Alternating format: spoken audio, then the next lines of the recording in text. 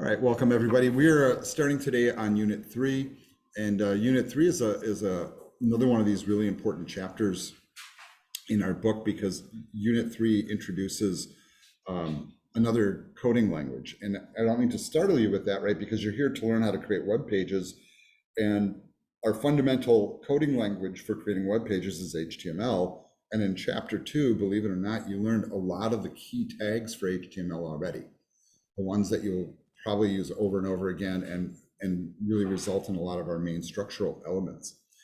But when we put stuff on the page and it looks kind of like this, right? So this is, I think, the Chapter 2 version of the Fish Creek case study. It's not really exciting looking, real frankly, right? It's just text on the screen. I mean, it's kind of starting to look like a web page, but it's really primitive, right?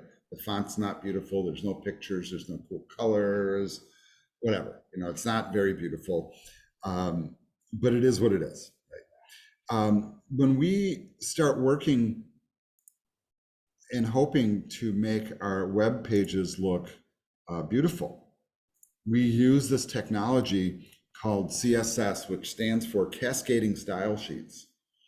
And this is really an important development in the web, you know, because there was that early day of the web when we didn't have these styling components and we struggled really hard to try to make things look okay.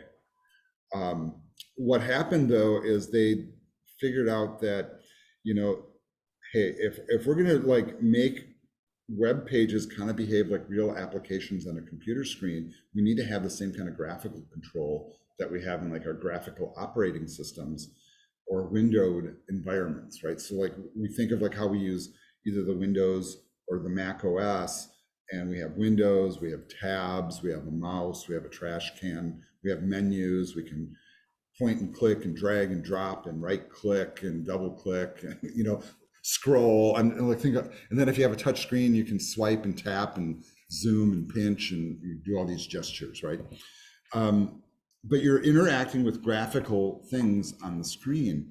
And, you know, CSS was basically developed to allow us to have that kind of style control over our HTML documents. Now, here's what's kind of interesting. When we do this stuff, we often, you know, in a web world, we often look to the print world first for inspiration. Like, so like we learned how HTML kind of grew out of this thing called SGML. You guys remember that? So where they would tell the printing presses what to print and make bold or italic or big font or small font or different colors. And then that transferred into HTML. And then we had also word processors. So I have up on screen right now Microsoft Word. And with Word, I can, you know, I can type a bunch of like words, you know, I'm kind of simulating typing a paragraph here. But I don't know if you guys are aware of this, that word processors have style sheets also. So I think this is always a great way to kind of introduce style sheets. Now, this is really kind of weird, but for example, if I take this block of text here, you guys notice up here on the ribbon bar in Word, they have normal, and that's kind of what I have right now, just normal text. I didn't do anything to it. I didn't make it bold or italic or color it. But you notice how they have different styles, like heading 1, heading 2, or a title. I just want you to make a correlation here. Does that sound familiar from HTML? Totally, right? HTML didn't invent it, we're borrowing it, right? And so Word documents and really any document tool that you use, like so Google Docs does this too. You can take a block of text, highlight it, and change its style using a style sheet. And really what all this really is, what is a style sheet? Just simply explain it. We're just saying, well, for all of this stuff, use this font, this color, this size, this spacing, whatever, you know, whatever thing you do to that font, you just have it as a bunch of presets. It's a style, it's a pre-configured style. You hit a button and it just applies. The same thing is going to happen in our HTML documents. And why do we do it? To make the document look better, right? I'm not saving this, but I just want to show you the correlation that Microsoft Word and Google Docs both have style sheets built into them as well. Another thing that I think is always really kind of neat to look at is this particular website. And this one has been around for quite a while. It's called CSS Zen Garden, and it's used as a and I'm way, way, way zoomed in, by the way. It's used as an example of the power of CSS. Okay, so how do we see the power of CSS by looking at this website? Well, this one guy, when CSS came out, he put together this site and it's been up basically since then.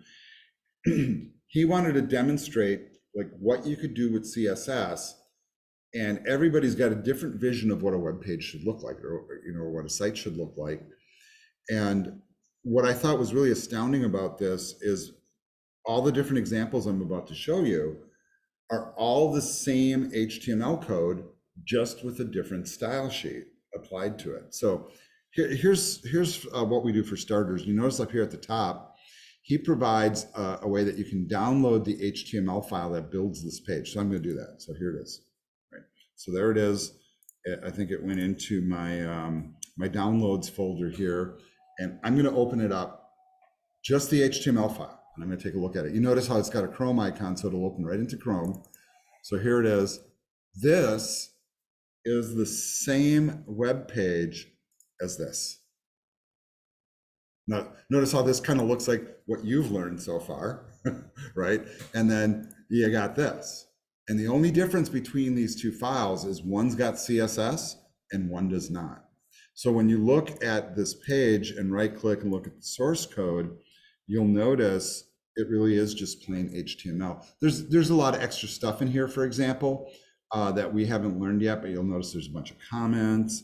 But if you start looking at just the regular HTML code, a lot of it is pretty, what I would call boilerplate. There's some tags you haven't learned yet and some things you haven't learned about yet, but you will in time.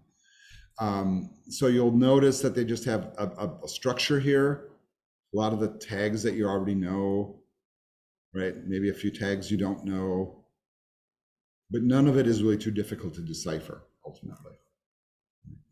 What makes that HTML, this, turn into this is the CSS file. So I'm going to download that too, and then I'm going to just pull this up in the folder here, and I'm not going to open it with, here,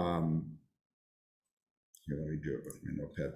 I'm not going to open it with a browser or anything, but I'm just going to pull it into my text editor, and we'll just take a really quick look at what styles look like on a gram level.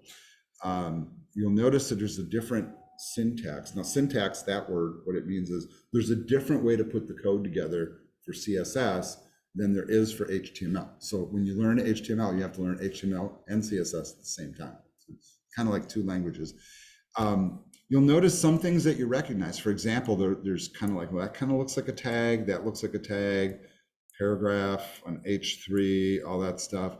And then each one of these, basically sets of styles will be put together inside a set of curly braces, and then we apply styles to particular things, and we have basically what we call, what the style is, and then what the setting is for that style, each separated by a semicolon.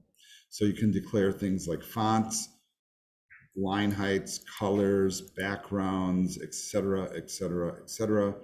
And if you start looking through all the styles on this CSS style sheet, you'll notice a whole bunch of things, including links to images in the backgrounds, color declarations, weird looking codes for colors, which we're going to learn about. And all of these commands basically transform that HTML from that basic HTML into the magic that you see. Now, what is really cool about that, okay, so they took that CSS, they applied it to that HTML, and they turned it from this to this. You have to admit, this looks a lot cooler, right? I mean, like, wow, right? Here's the beauty of this. It doesn't take a lot to get to this, right? That's why it's really cool. And why, web stuff is so empowering. But what this guy did that, and he thought was interesting, is like, well, hey, you know what? I'm going to share you guys what I did. So here it is. This is what he did, right? But I challenge anybody out there, if you want to make your own version of CSS for this, you can't change my HTML, but you can change the CSS and see what you did. So some of you that watched maybe the lecture videos already have seen this little dog and pony show, as I call it.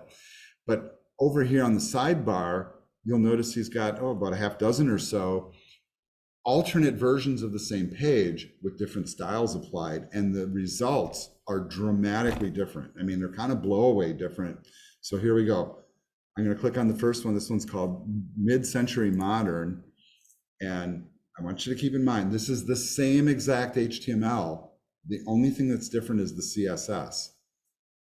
This is like, wow, kind of different, right? Way different type of approach, different typography. The graphics are way different. Everything about it is way different. All right, another one. This one's called Garments. Once again, same HTML, different CSS. Notice that this one's got a fixed background, so when you scroll, background doesn't move, just the foreground. All the titles are on the right. Everything is right justified. Right, here's another one. This one's really intense. And a lot of people see this one and they see the animation on it, and they're like, oh, they're using JavaScript or something. No JavaScript on this. This is all CSS. So this is kind of a clue here. CSS can not only do style and layout, but it can also create interactivity, including movement. And so, like, watch as I move my mouse around the screen. I can make that drop down and expand. I can come, I think, yeah, over here, and that moves. Isn't that a trip, right? And as you hit some of these panels here, right? All same HTML, just the CSS is different. That's pretty intense, right? And here's the beauty. This is the beauty of the web also. They can't hide their code from you, right? So whatever created this, you can right click, view source, come up here and find the CSS and take a look. And you know what, copy it. You know, for that matter, that's one of the powers of the web, or maybe advantages or disadvantages. Right, here's another one. Oh, I guess I clicked on the guy's site. There we go. Another CSS Zen Garden. Like wow, right? Screen filler. And as you get used to, like, you know, the different, you know, you'll notice that the content is the same. Just everybody has a different vision, and it's just a matter of knowing how to fill that vision. And so I really like clicking through this. I think it's really, honestly, pretty darn inspiring, you know, because I'm like, all right, now I'm starting to see that if I can change this to, you know, this or whatever, now really what the limitation is I have to learn how to do the CSS stuff, because obviously that you got to learn it. But it's also the vision you have in your head, right? So really, if you have a vision in your head, there's probably a way to accomplish it. So that, I think that's really powerful. Now, finding the pathway there, that's a different thing, you know, but we start with basics and we build up, you know, so that's kind of the roadmap of where we go. So what I'm going to do next is I am going to jump into, you know, doing the lecture part of this, where I'm going to talk about all the different style things. And even if you've already done the homework, right? So I know some people have already completed it. You know, it's one thing to read it in the book, and it's another thing to have somebody explain it and show you what it means and why it is the way it is. So that's kind of why we do what we do here. So I am pulling up the PowerPoint, and I'm going to be stepping through this and then demonstrating along the way. Now, from a file management perspective, right? You guys watched me earlier, like before the video started. I had my unit folders for this class, and last week we were working on Unit 2, and I had a HTML basics and a Java jam. And then this week, I'm probably going to continue my work on both of those in this unit. And so I copied the folders from Unit 2 and brought them in here. And assuming all my code is correct, I'm going to build on top of the copy. But you notice I'm not building on top of the original, right? I made a copy of it, put it in a new folder, and I'm doing my work there. There's multiple reasons for that. Because if I screw up all my stuff here, right, I can go back, recopy it again, and start over again, and I have a starting point. I don't have to recreate. So I'm going to be doing my work inside this folder, the HTML basics folder. I'm just going to keep on building on that House of the Dragon thing that I was doing as I do my demonstrations. And you know, I always, and if you guys catch this about me, I always do my file management stuff first, right? So I arrange my folders and make my copies. I don't wait till later, I do it first. That way I'm ready to code. I'm gonna probably keep using Notepad++, but you know, I sometimes pretty quickly switch over to using other tools as well. And I do get this question a lot, like, what's my tool of choice?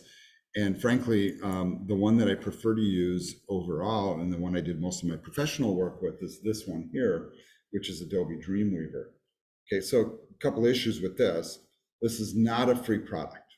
You cannot go out and download it for free. You can try to hack it, I suppose. You know, there's people that try to do that. But this is not a free product, and it's part of the Adobe Creative Suite. There are ways to get the product individually, so like you can get a subscription that just covers Dreamweaver, I think. But when you look at the subscription pricing for the Adobe Creative Cloud, what you discover pretty quickly is it makes more sense to get all of it, or at least a bunch of it. And students do get a discount. If you're curious about that at all, and probably not a bad time to start bringing it up, you can go to Adobe and just type Adobe Creative Cloud, search that. And then they'll show you here how to get it, basically. Now, what's kind of interesting about this as a product is if you do the Creative Cloud, it includes all the products that you see on the screen here. So for people who are in the artistic world, this is kind of like a must. You know, like if you're in graphic arts, you kind of have to have the Adobe Suite. And so people in the graphic arts program are very much, sorry about that, folks. I thought my ringer was off. And of course, that's on YouTube now. And you know, a lot of these products are really, really important. And you notice you don't even see, you know, Dreamweaver really listed in this list here. But if you look at the complete list of products, Dreamweaver is in there. They do have free trial versions. So if you want to try these, but they also have different pricing for students than they do for business professionals. So people who are like using this whole creative suite professionally, I think the subscription rate's probably around $60, $70, $80 a month, something like that. But you get all the products, they're continuously updated. So when you pay into it, if they come out with a new version of Photoshop, you have it right away, right? And all the products link together and yada, yada, yada. And they also give you free cloud storage and a bunch of other perks, right? I do subscribe and I get an educational rate. And I want to say that my educational rate's somewhere around $30 a month, and then with taxes and stuff, it's like 35 or something like that. And that's education rate. As students, I think you can find introductory rates that are 20 bucks a month for a year if you're open to it. If you want to try the trial, I think that's 30 days, right? And you can basically sign up for that at any time if you want to just try the products. I'm not going to say that these are for everybody. Are they required? Absolutely not. But you will find in most professional design houses, you know, and so I always hate to say this to the PC people, but usually it's on Mac, and usually they're using Creative Cloud and Dreamweaver to do most web work in professional design houses. Can you do all of this work on a PC? Absolutely. And do you have to use Creative Cloud? Absolutely not. Okay, so take that for what it's worth, right? And I'm not trying to pitch their products, but there's a reason why a lot of professionals use them. The one thing that I do like about Dreamweaver is some of its integrated tools. Like right now, you can see I have a page up that I was editing. This is probably my Apollo launch page here. It seems, yep, it sure is. And I mean, in terms of a coding editor, it works like many others. You know, there's a lot of the same kind of features. Where it suggests a tag or closes the tag automatically. But what I really like a lot about Dreamweaver, and why I bring it up at this point in the class, is it has CSS tools built into it, which are just amazing. Like once you know what you're doing, It's got some stuff in here that can help you with layouts and selecting colors and selecting styles that they're just so powerful and intuitive. And a lot of it is like drag and drop also, you know. So one reason you might want to take a look at it. What I'm going to do here, and this is, you know, for anybody that might actually happen to be working, doing this, you know, so like if you are working on Dreamweaver, one key to working with Dreamweaver is, once again, file management. And file management is pretty key.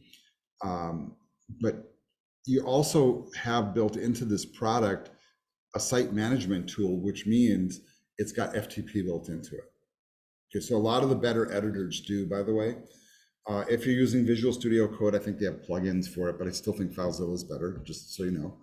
Dreamweaver's FTP tool is not that awesome, but it's good enough for uploading stuff and downloading stuff and changing stuff, right? Which is most of what we do. So usually what we do is you create a site definition. And what a site definition is where you put in your local folders, you set up the passwords and the connection protocols for your server, and you store all of that internally. And then you can very easily edit your site and upload it back directly from the product. You don't have to leave the product to do it. Right? I'm not going to do my work in here today, but in future weeks, I probably will. I just want to give you kind of a quick preview of the product if you guys want to check it out. All right. Over to the PowerPoint. Let's start digging through some of this material. This chapter, you know, once again, focuses on CSS. So these are our objectives here. It talks about how we evolved from print media and got to doing some of the things that we do. Here's more of those learning objectives continued, and we're going to try to cover all of these if we can. You will notice there's lots of slides here. Some of them I go through really fast, some of them not so much. And some of this we already just did, right? So we were doing the CSS Zen Garden thing, and I find it interesting that this author starts out the same way. I've been teaching this stuff for a long time, and I always think that that CSS piece is like a wow, usually. I mean, I think so. And it talks about, you know, that website. So, you know, this just points us to the site that we were just looking at. And of course, we've already done that. We talked about it and how it's used in document creation. So desktop publishing often had style sheets, and document editors like Microsoft Word have those built in as well. So CSS, you know, cascading style sheets, is something that had to be developed really as a separate language, because in the early days we had the capability to do some things like, and mostly with our fonts, right? So we would be able to like color the fonts or use a different font, or maybe add an image or change the background color, and you could kind of do that with HTML, right? But it was really, really primitive, and unfortunately you would do it so it would work in Firefox, and then you'd switch over to Internet Explorer or whatever the other browsers were back then, and it wouldn't work the same. And so they had to come up with a universal way to do it, and CSS was that universal standalone language for doing it. What it brings to the table is all of these things. So much better control over everything on the page. Everything that you see can be controlled through it on a pixel by pixel basis. You know, pixel perfect is kind of often what I tell students. And just something I want you to incorporate in your head. And when you make it all the way through the web program and you get to the final course, the capstone course, which, you know, maybe it might be a couple years out for you. And I'll repeat this in that class. It's that one pixel difference that makes the difference between a website that's killer and a website that isn't, you know? And this is the kind of control that you get from CSS. You get that pixel perfect kind of control. Another really big thing, and this is really important, is we separate the styling from the content, right? So the words are the words, we leave those alone, and then what we will ultimately do is create a separate file that will control all the styling commands, and those styling commands are powerful and can not only control what's on that web page, but all the web pages on a website. So I can go into one CSS file, change one line of code, and have it affect thousands of web pages all at once. That's really killer too. So that's really important. It is, I think this is really important. It is easier site maintenance for one of the reasons I just described. Can you imagine if you had 1,000 pages on a website and then you wanted to go in and change the font color in one heading from blue to green on 1,000 pages, and you had to go through each page? It'd be there all day, right? And if you can just go into one file, change one line, hit save, and you don't even have to re-upload the web pages, you're just uploading the style sheet, one document, and all 1,000 pages change. It's totally awesome. One interesting thing about working with style sheets, and we kind of do this in a little bit of a backwards fashion so you can get kind of this immediate gratification, is there's different ways to employ them.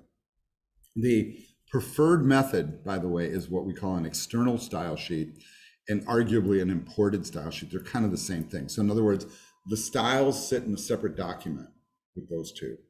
With these other two approaches, and we'll learn both of them because there are places for them, inline is when we attach the style directly to the content. So I have a certain paragraph, I add a style tag, and I change the color directly on the paragraph. Or the embedded, where we put the styles at the top of the document in the head section, and it controls the stuff in the body, right? So those are all the approaches that we're going to learn. The preferred ultimately is really to do external. That's the preferred approach.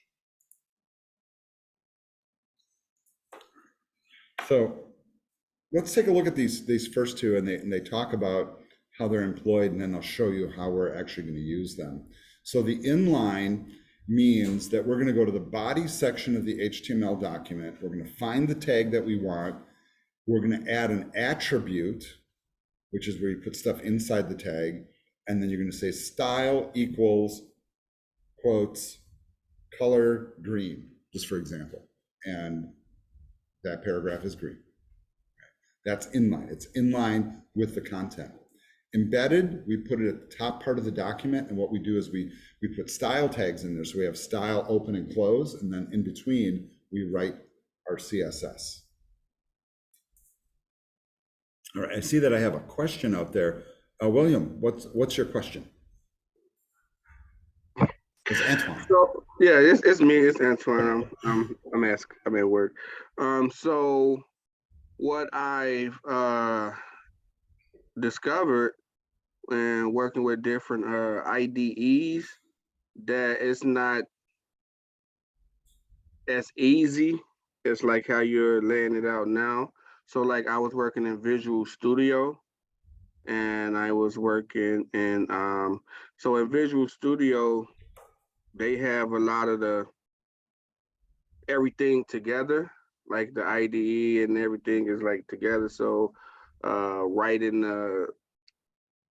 the script for the inline or the internal style sheets and things like that was not easily to do, as if you're just doing it in HTML or in Visual Studio Code. It took me a while to start using Visual Studio Code because I wasn't like taught it.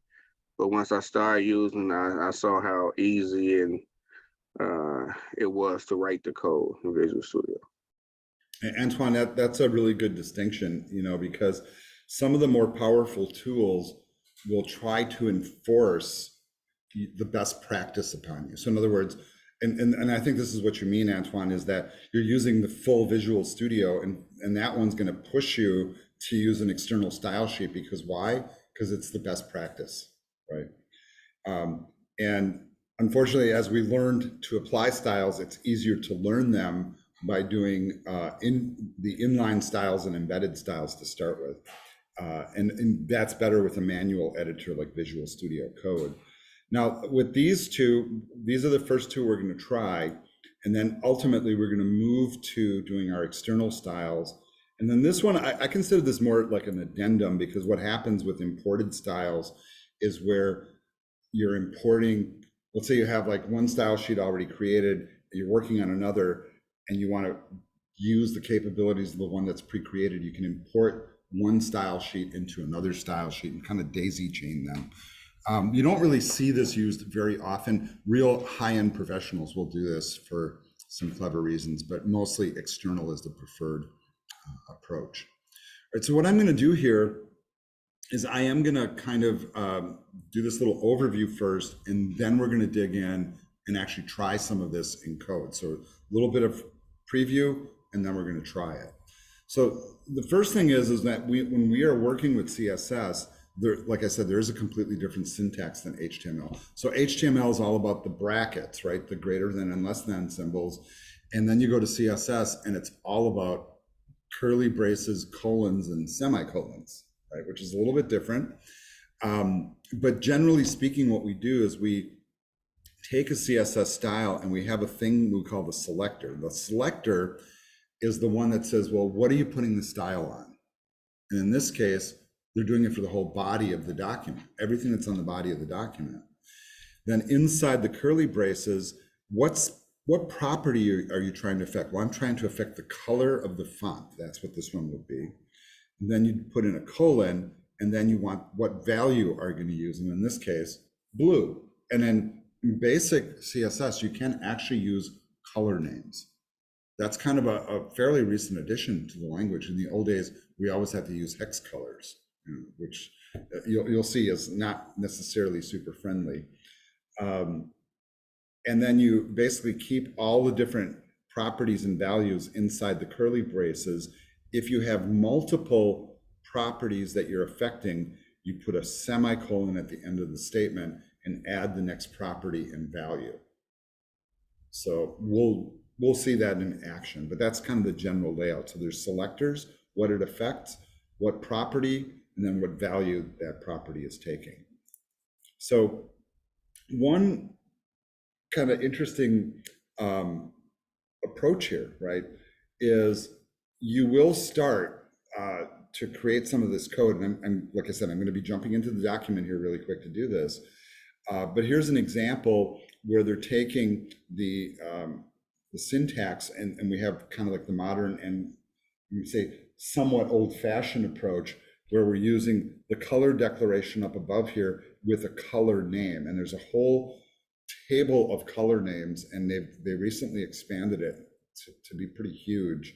So if you know the color by name, you can just name it. And I do find that, I'll be real frank, like if I'm doing really basic stuff, like, hey, I want the background to be black. Okay, I'll say, background color, black. I'm not going to type in the hex code. It's easier, right? But if you're looking for a particular shade of, fuchsia, and not like regular fuchsia, but just slightly off by little, percentages, then you switch to what we call the hex codes. And there's a few other ways to do these. So the hex codes are actually base 16 numbers, really difficult for people to remember. But then we also have some modern versions, and my favorite is the one that we call RGB. And I'll show you that one. And that's the one that most of the professional editors use these days for color declaration. A little bit more intuitive than the hex code.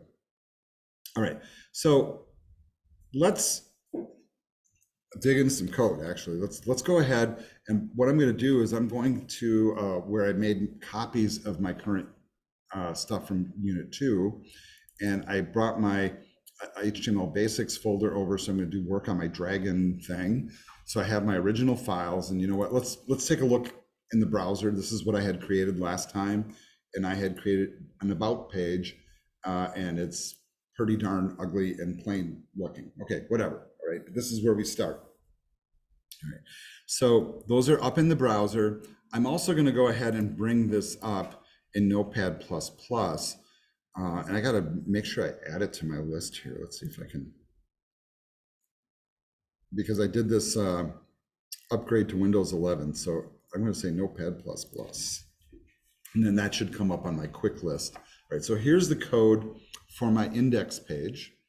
And I want to try some of the styles. Now, we are going to learn different approaches here, but I'm going to start with what we call the embedded style.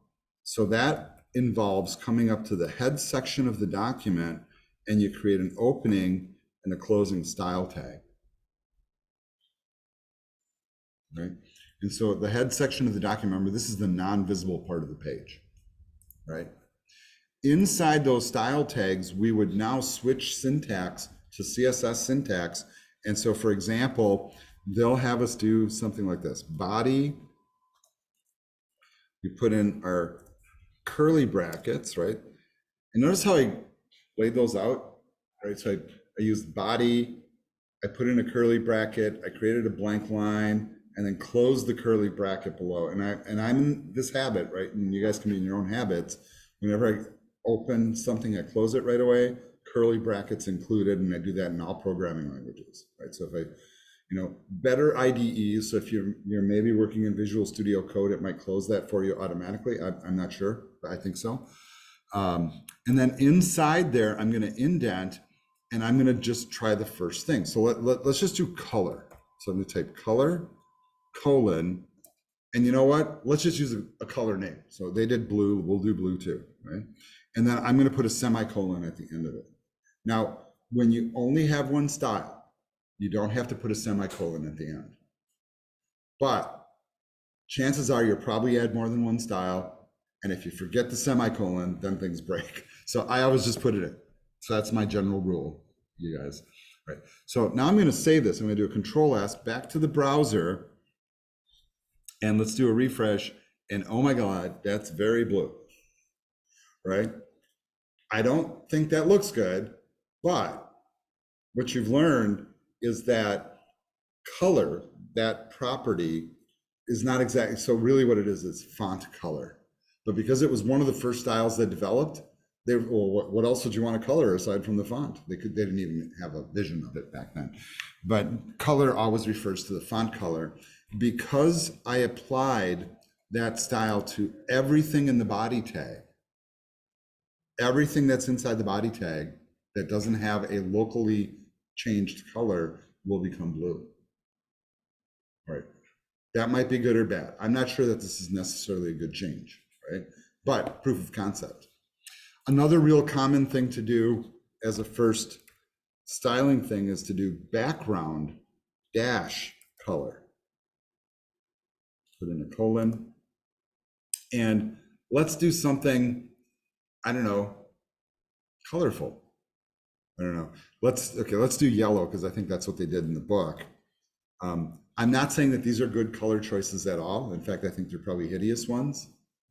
So Control S to save, back to the browser and refresh, and brace your eyes.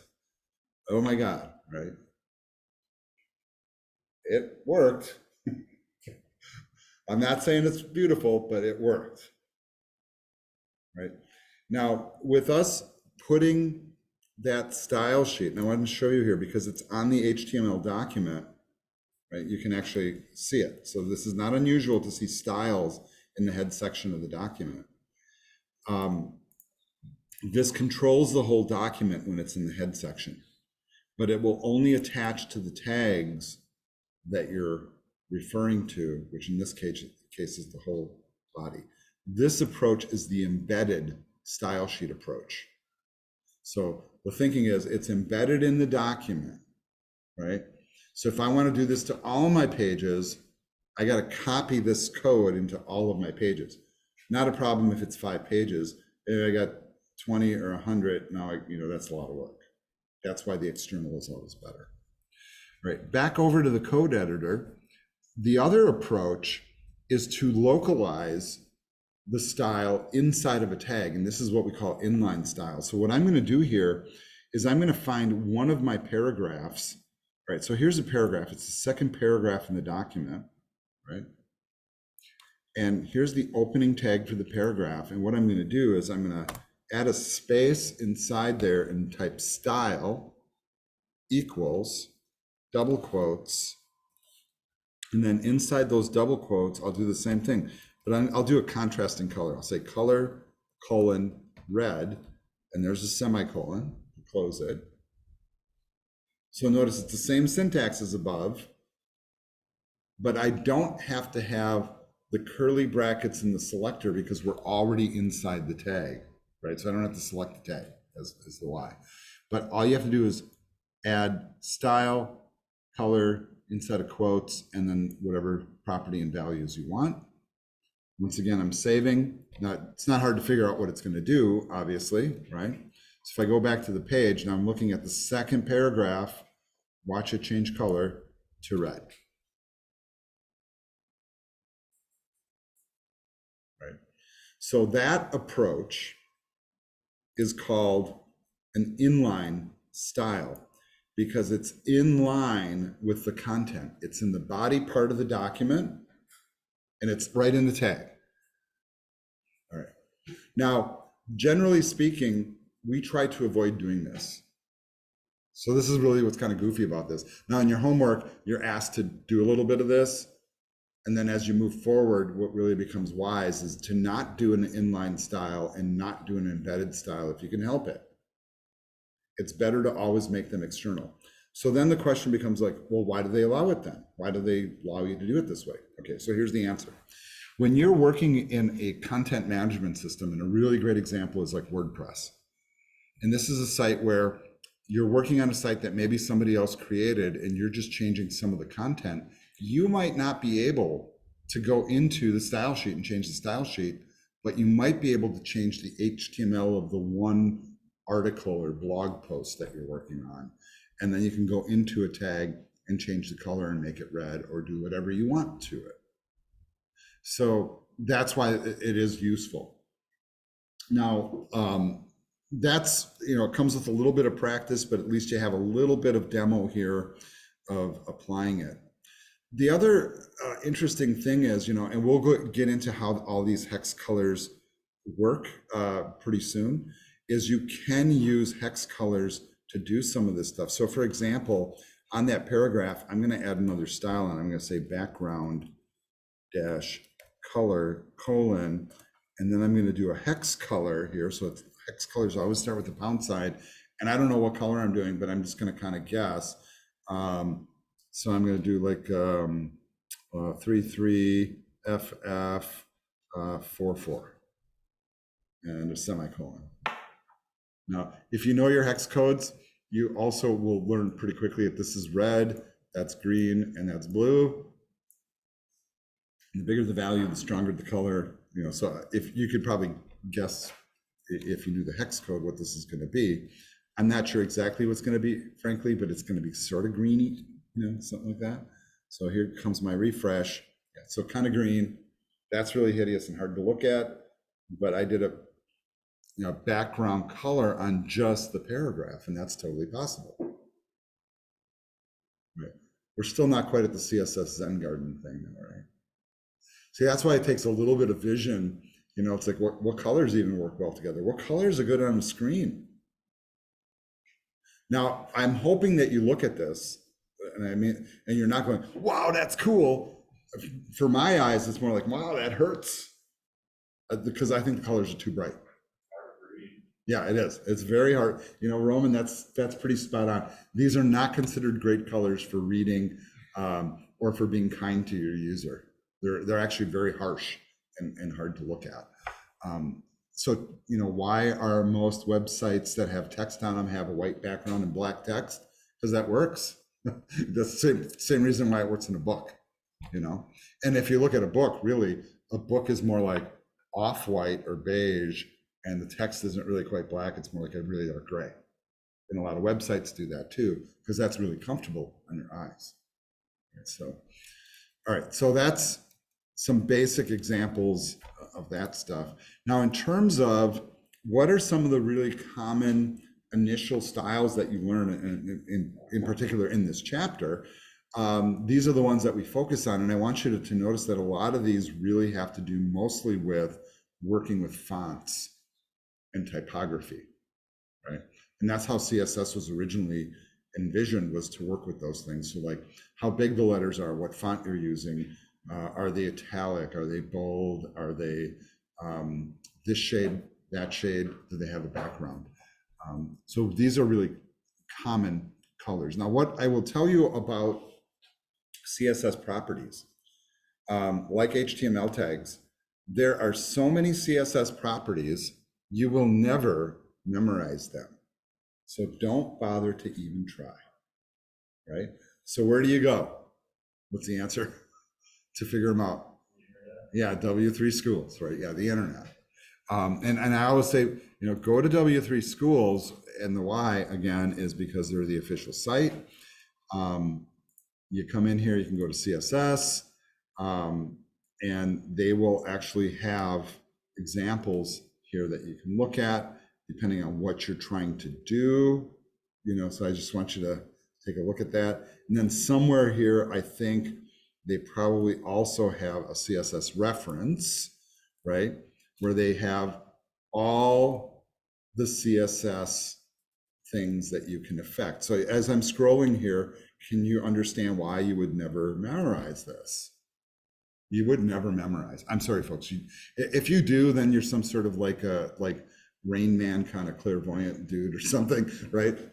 And you got a photographic memory. I'm just telling you, I never memorize them. What I do is I know certain ones, and then when I want to try to do something, I look it up and go, what's the syntax for that one? Oh, yeah, that's right. And I look it up. And what's beautiful about like any of this stuff. So let's just use font size as an example. For all of them, they have examples and you can try it, right? And you can go into the try it editor and you can see for yourself what the styles will do, right? And try them all and use the live editor. So this is the same tip I gave before with the HTML stuff. Same stuff is true with CSS. So these are some of the ones that we're going to play with here today. And all of them are pretty useful ones. And these are probably ones you probably, for the most part, will memorize, by the way, because these are common, right? It's when you get to the really obscure ones. It also doesn't help that they also tend to keep coming up with new ones, right? Because CSS is an evolving language. They have come up with a bunch of new things that they've added to it in the last 5 years, which I think are just so cool. Most of them are for responsive design on mobiles. So we have things like the CSS grid and flex boxes that make programming for multiple screen sizes really easy, right? And we have some information on that in our book as we move forward. Generally, I would say those are more advanced skills. Right. So when you start to look this stuff up, right? And so they go through and all the stuff that was on this list, they start to detail it. So like, what does background color do? What does color do? What does font family do? What, so each one of these, it tells you what each one of them is for. And once again, you're not going to memorize this stuff. You're always typically going to look it up, right? So I think what's kind of fun here is because they have so many different ones listed, that you actually start to play with them. So the best way to play with them is just to start using them. All right. Some of them we just already did, right? And so we already tried background color and we already tried color. But what about font family? Okay, so this kind of gets interesting. And some of this actually starts to get kind of deep in terms of how you can like study like basically the different categories. But there are some kind of general approaches that we use for doing some of these things. So I'm going to show you like, I think, simple best practice approaches that work well in a lot of scenarios. All right, so let's talk about font family first, because I think this is kind of interesting. I'm going to be doing all of my stuff right up here in the style section, right, in the embedded style section. And so far we have a color of blue and a background color of yellow. I think both are horrible, by the way. So can we just fix those first, before we like move ahead and try to do other stuff? I think really the font color actually should just be black for now, right? I think that'll look okay. So I'm going to switch that back to black. And then the background color, I'm not sure I like yellow as a color. So I'm going to kind of give you kind of an advanced tip here in advance of us reaching it in the materials. But if you are looking to find a particular color that you want to use, where do you go? Okay, well, the first thing you'll notice is if you have a hard copy of the book, they actually have tables in the back with color charts and stuff, and hex codes and color names and all that stuff. But of course, it's all on the internet, and W3 Schools has a complete reference on it, but I'm not necessarily saying that's the best choice. One of the ones that I typically go to first, and this is really kind of maybe a shame to admit, but Google, if I just type color picker as a search, they have a tool that just comes up in their search window. And I want you to notice, like they must have known that I was working with yellow, and they're trying to suggest, like, I think a different color yellow to me. But I think like a really strong yellow is not a good idea for a background color. So maybe like, how about like a kind of beigey off-white, I don't know, whatever. Let's just give it a shot, right? So you notice I just kind of moved around the screen here until I found the color I wanted, and I kind of went with this. And then down here at the bottom, it breaks it down into the various color codes formats.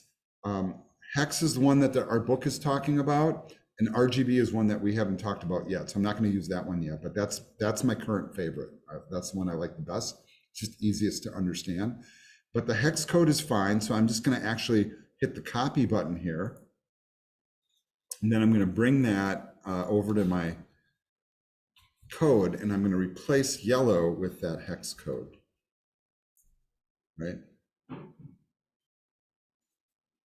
And without learning about what hex codes really do yet, I'm going to save this back to the browser and right here, and let's refresh. And that is a whole lot easier on my eyes. But you notice how it's not white, right? So that's just an example of where you can find colors. There's other color tools. We will look at those coming up. Right. If I wanted to switch black to a hex color, the hex color for that is all zeros, by the way, 6 zeros. And just to show you, refresh, still the same. I think, frankly, that's so basic, black, white, blue, red, green, just use the name. So I'll stick with black. All right. So next thing that they want us to do is play with this font family thing. And font families are kind of interesting because when we start to learn about fonts, we do this weird stuff in HTML when we're creating web pages, is because we cannot count on the fact that the font that you like will be present on the user's system. This is more of a problem in the past than it is now. You have to accommodate for that fact when you select fonts for a web page. So you might find this really cool font and go, wow, this looks like the creepy Halloween font. And maybe you have it on your Mac, but I don't have it on my PC. So I load up your page and I don't see it at all. And you load it up on your Mac and you totally see it and it looks beautiful. And then all the PC people are like, what's so special about this, right? And so you have to work around that. So often what we do when we do font families is this. For example, right now, this is Times Roman, which is the default for most browsers. I hate it. Honestly, I don't like the look of it for most web pages. It depends on what you're doing, but I don't like it. More common on a PC, a sans serif font is like Arial. If I'm on a Macintosh, I might use Helvetica. And then I might be on a Linux machine where they don't have either font, or on a phone or something weird like that. And so I would use this generic name, sans serif, like this. And I think that I spelled it correctly. Right. And so what we're doing with font families is we're declaring, this is the font I want. If we don't have that one, try this one. If we don't have that one, well, just load any sans serif font that's default for the system. So it's really common when you see this that you'll have what we call fallbacks. Choice 1, choice 2, choice 3. So I'm going to save this back to the browser. Watch the change on the screen, folks. All right. Now you might like that better. You might not. To my eyes, I like it better, right? So I often do this style of font. There are entire, font families And really, and actually I should have not have moved away from the CSS area, because somewhere here they have a whole thing about fonts, I'm sure. Am I just like going past it too quickly?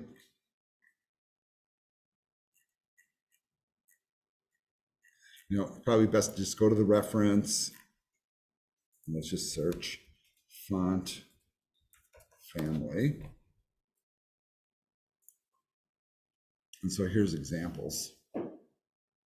Now, if you did want to, for example, use very specific other fonts on your system, and just for example, one that is on a lot of systems is Impact. Okay, so I want you to watch the change when I load this up. You know, it's cool, but not really that cool. It depends on what you're doing, is really what it comes down to. But as long as you know what fonts are typically on a system, this works out really well. So one question I get from students then is, how do I get like a really particular font? Well, there are online file repositories of fonts. So like Google has one, there's Font Squirrel and a couple of other repositories that allow you to tap into their online repository and actually pull the font from their website to your website, and then you can load up really particular ones. And you know, typography is like a whole school of study. Generally speaking, you know, when we'll dig into this a little bit more in detail, but there's basically a few different types of fonts. The general categories are sans serif, serif, monospaced, and decorative fonts or cursive fonts. I'm always pretty cautious with which fonts I put on a website, because it can really make stuff either easy to read or hard to read. I don't know if you saw the change that just happened, but I think this is a lot easier to read, at least for the actual word part, right? Maybe the title would look cool. You know, I mean, House of the Dragon, I mean, we should have like this really killer, like Old English font, or, you know, something maybe like blood dripping from it, or like dragon wings on it. And you know what? Folks are actually fonts like that, right? So, but for now, this is good. So that's a font family. Another thing that we can do is we could say, for a paragraph, for example, for all paragraphs, maybe, you know, the font size that it currently is not quite right for us. We want to make that a different font size. So I can actually do something like font dash size, and then declare a particular pixel size. This is pretty bizarre, but the default size for a paragraph font on a web page is 16 pixels. So if I want to make it a little bit bigger than the default, I make it bigger than 16, and I would declare it. So 16 pixels would look like this, 16 px. Notice how the px touches, right? So if I wanted to make that bigger, I could, for example, go to 22 px, save it. Now watch the page as I hit the refresh, and that this is just the paragraphs that will be affected, that they will grow a few pixels in size for all the letters. Right. That's actually a pretty dramatic change. You probably didn't notice, but like this stuff up here did not change. Right. I'm not necessarily sure that's a great change. 22 is maybe a bit much, so maybe I'll take it back down to 18. Save it. Let's take a look at the difference. All right, that's all right, you know, for now. But that would be an example of font size. Font size can be controlled a number of different ways. This is actually controlling the actual pixel size of the letter, but I can also do it as a percentage, and this is kind of interesting. So I can just say, you know, I want it to be 150% of the size it normally is, so bigger than it normally is. So I could do this, 150%. So whatever the normal size is, add 50% to it. So if it was 16, we're going to add 8 to it, so it's going to become 24. It's going to be bigger than that first change that I made, but here's the change. Right. And that can be pretty helpful, the percentage.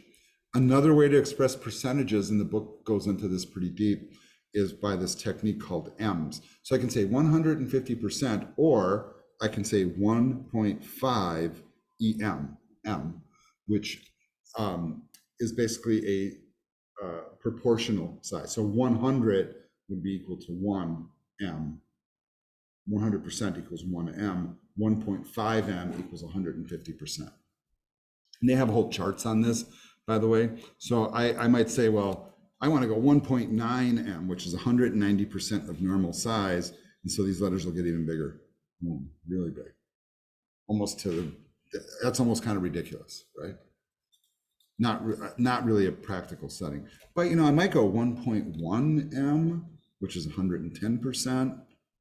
And that's kind of okay, right? So those different ways to do it. Another way that you can do font size is you can do points. So you can do 12 point. Well, point is really a printing convention and not really recommended for web pages, by the way, but here's what 12 point font looks like, which is the same as 16 pixel font, by the way. So that's kind of interesting. You don't have to declare a font size. What a lot of people do, though, is they like to declare font sizes that are very particular. They use the pixels. That's my favorite approach. All right. Some of the other stuff here. So you can do font style. So like we saw already that you could make something italic or bold, right, by using bold tags or italic tags, but I can also bold a whole paragraph by using font style. So I can say font style bold, and it would work, or font style italic. In fact, let's just do that really quick with the paragraph. So font dash style colon italic. Gotta spell it correctly though. Save that, and now all the paragraphs on my website are italicized. Now it's a little bit easier if you think about this. Like if you want to do like all your paragraphs to be like this, well, you just set it once. You don't have to go in there and put italic tags in there at all. If you're really just trying to italicize this particular area,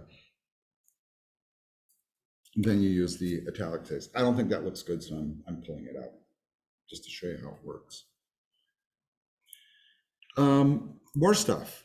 All right, so then we have font weight, which is a matter of controlling whether something is bold or not, right? So you can say font weight colon bold, but I want you to notice, they keep bold separate from italic and normal, right? This is kind of interesting, but bold typically can work on a scale. So you can make it bolder. I mean, this is kind of what's weird about this, right?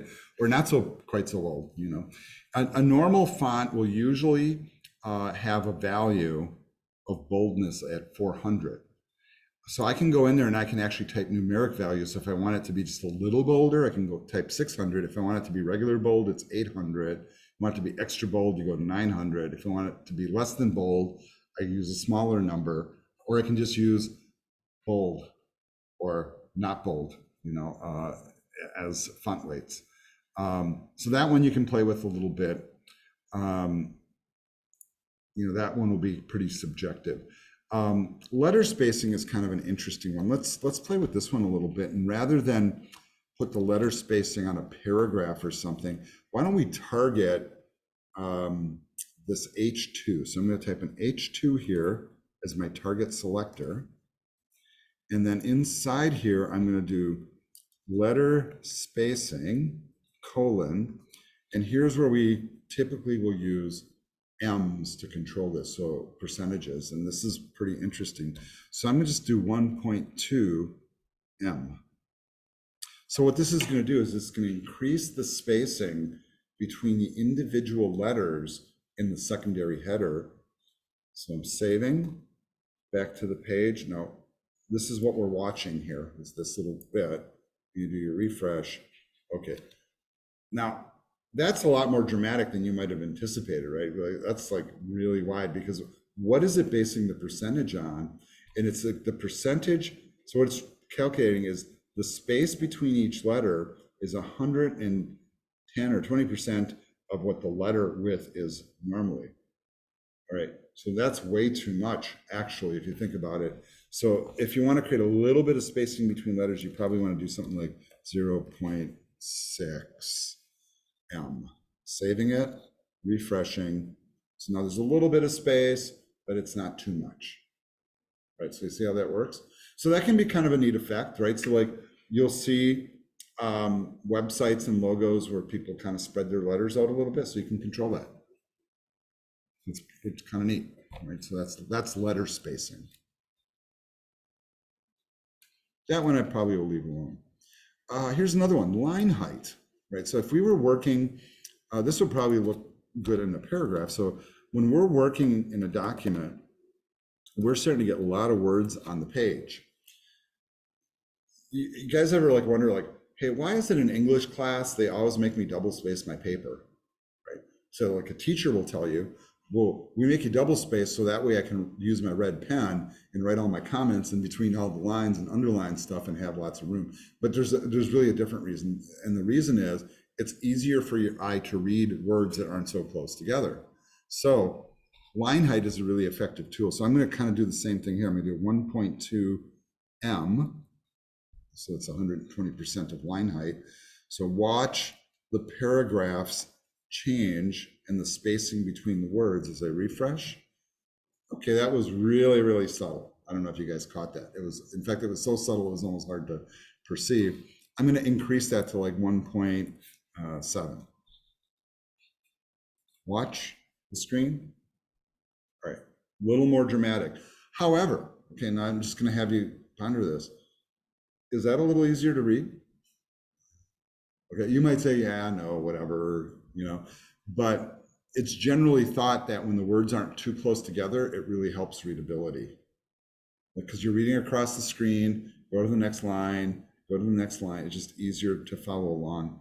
So that's what actually one I like to use. 1.7 might be a little extreme, maybe like a 1.4. Let's go back and see what that looks like. Yeah, that's okay.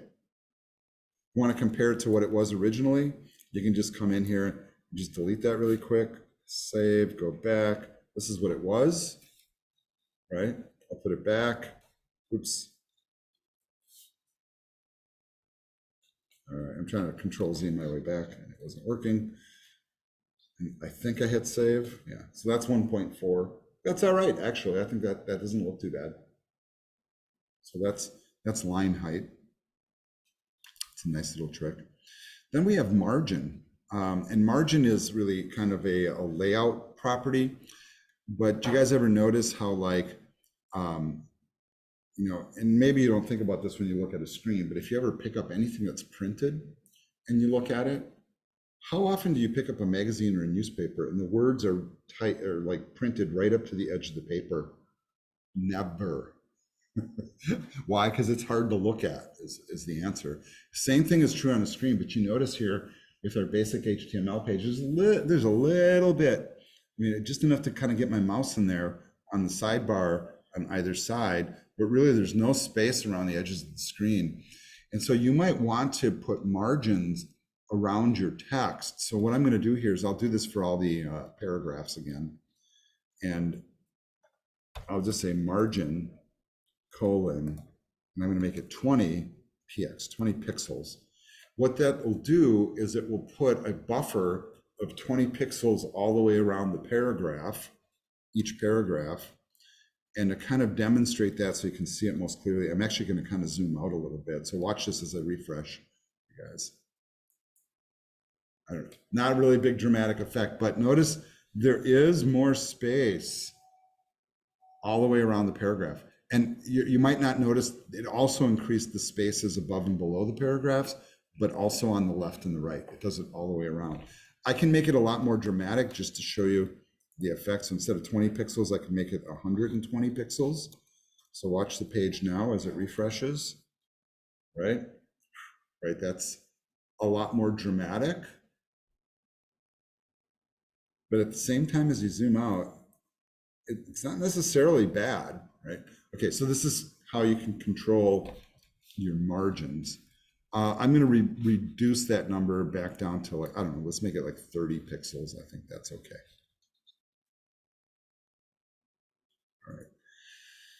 Right. So another interesting thing about margin is that I can actually control margins separately. So maybe I'm not so worried about the up and down margin, like the top and the bottom, but the left and the right for printed words might be a lot more useful. And so this one would affect all four sides. But if I want, I can do a margin left, and I could do a margin right. Notice how I put the hyphen in there. And I could do margin right at 50 pixels and maybe margin left at like 60 pixels. Saving and refreshing.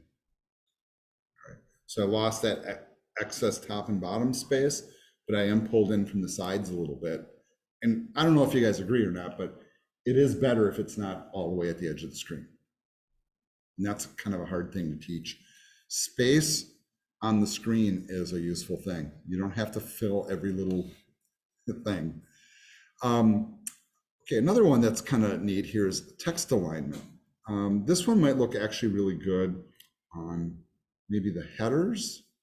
In fact, like all the stuff at the top, like House of the Dragon, Winter is Still Coming, probably like if that went in the middle, that would look killer. So let's do that. All right, so I'm looking down here, and here's what's kind of interesting, because this is an H1, this is an H2, but I want to center both of those, right? Did you notice that both of them are sitting inside the header tag, so I can put the text alignment inside the header tag, so that's what I'm going to do. So up here, I'm going to say header, open and close curly brackets, put a space in there, I'm going to tab in, and I'm going to say text dash align colon center. And I find myself when I'm using text align, by the way, that's the most common one I use. So you can text align it left, right, or justify. Those are all available. So let's save this back to the page and refresh, and voila. All right, that looks pretty good, right? Okay, so now those of you that are kind of building along this page with me, right? Now, the next thing that screams out to me is like, well, if I'm going to center the title, I should center the menu, right? Wouldn't that look better? Yeah, let's do that, right? So let's practice it. So I can do the same thing with the nav. And so I can say NAV and give it the same style. So I can copy that style from here, save it, back to the page and refresh. And there's my nav in the center now too. And I don't know if you guys are picking up on this, but it's all you make these little changes. You go, yep, that's better. Yep, that's better. And you just keep doing that stuff, and all of a sudden you got a site. Right? Lots more stuff we can do here to make this look better, and we'll kind of do that as we go along. And every semester is different, you know, like the way I kind of approach it. So, all right, so that's text alignment. There's also text decoration, and I think this is kind of an interesting one, because this one's usually used to turn off the underlines on links. And I'm going to give you kind of a food for thought here. I'm working on the site here, and you know, when I go to like most websites, when they have a menu, they don't usually have their links look like that. You know, they like, especially if it's in the menu, it's not like blue or purple and underlined. It's like it's got a cool background, maybe has a hover effect on it, and all of that stuff. And you know what? One of the first steps for that, for me, like I never like my menus to have underlines if they're links. So I'm going to add to my anchor tags. This is a cool trick, by the way. So I'm going to say A. It's all my links. I'm going to say text dash decoration colon none. And what that means is we're getting rid of the underline. Watch the result of this. Here's the refresh. Underlines are gone. Now, I'm also noticing, you know, these are different colors, and we'll talk about like how to style all these links. But, you know, what I might do, honestly, is like for my nav, I want it to look kind of like a menu, right? So here's the way my brain thinks. First, I'm going to set a background color. I'm going to say background dash color colon, And you know what? Background's kind of like this yellow, doesn't work for a menu. Why don't we make the background color black on the menu? And if I do that, then I can't see the words so well. So I better make the the color of the text, but they're all links. So actually, if I'm going to control the color of the links, it should be here. So the color of the links is going to be white.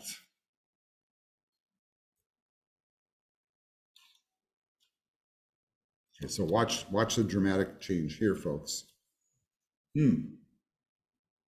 Starting to look like something, right?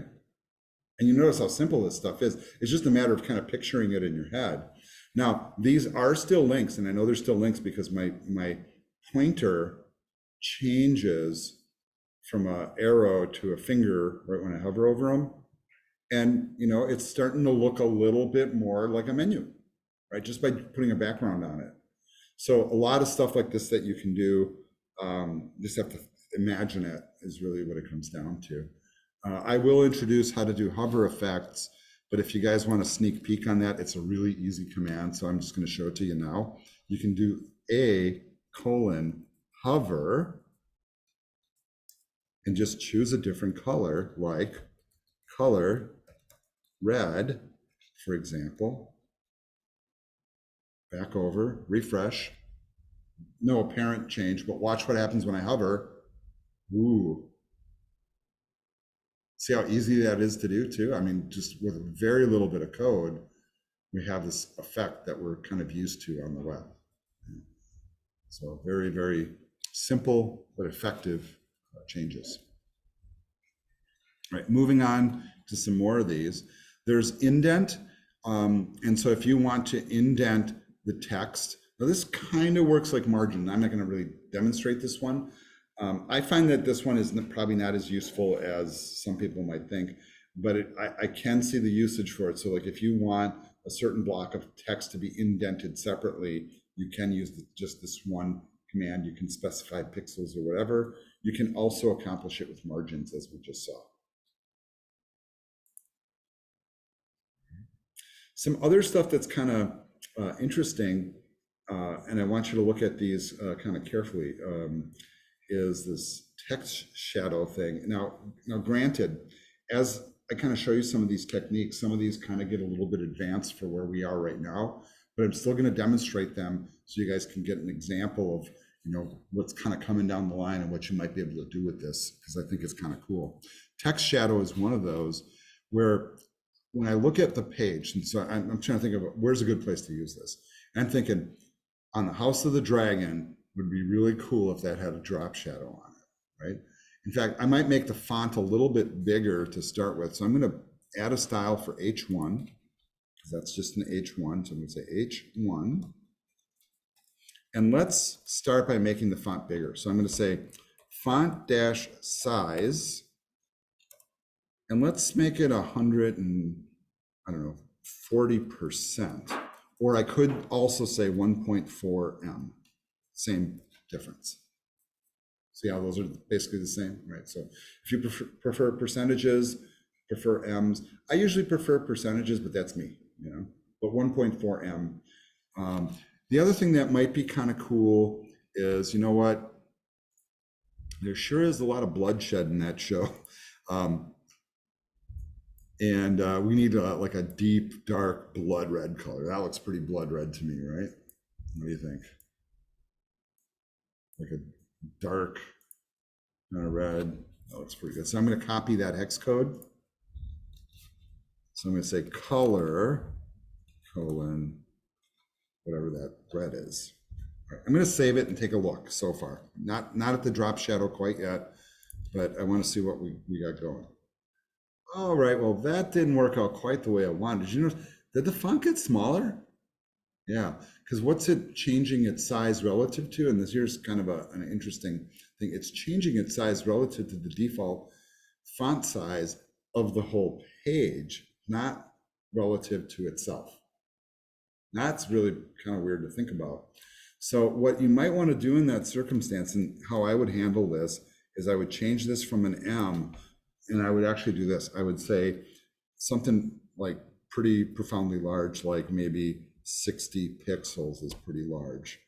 All right, let's refresh, and there we go, House of the Dragon. Looks a little more commanding. Right, now I'm gonna do the drop shadow. All right, so here's some syntax for that. So it's text shadow, and then when we do text shadow, there's kind of several different values we can put in. And it's basically, here's how text shadow works. Like you put in a value for how much you want the shadow to cast to the left or to the right, up or down, and then how much it blurs out, and then what color it is. So you can control all of those individually. And so I'm going to start with some really basic settings. Just for example, I'm going to do like 7 pixels, 5 pixels for the blur, and then a color. And the color is probably best as black, honestly, or really, really dark gray. So I'm going to do a dark gray, which is like a 333333. You guys want to try that? Save it, and take a look at the House of the Dragon as I refresh. All right, not in the best of taste. All right, it's maybe a little too dramatic, right? But all right, proof of concept, right? So we can tweak this and make it better. So what I would do to tweak this and make it better is I would probably make most of these values smaller.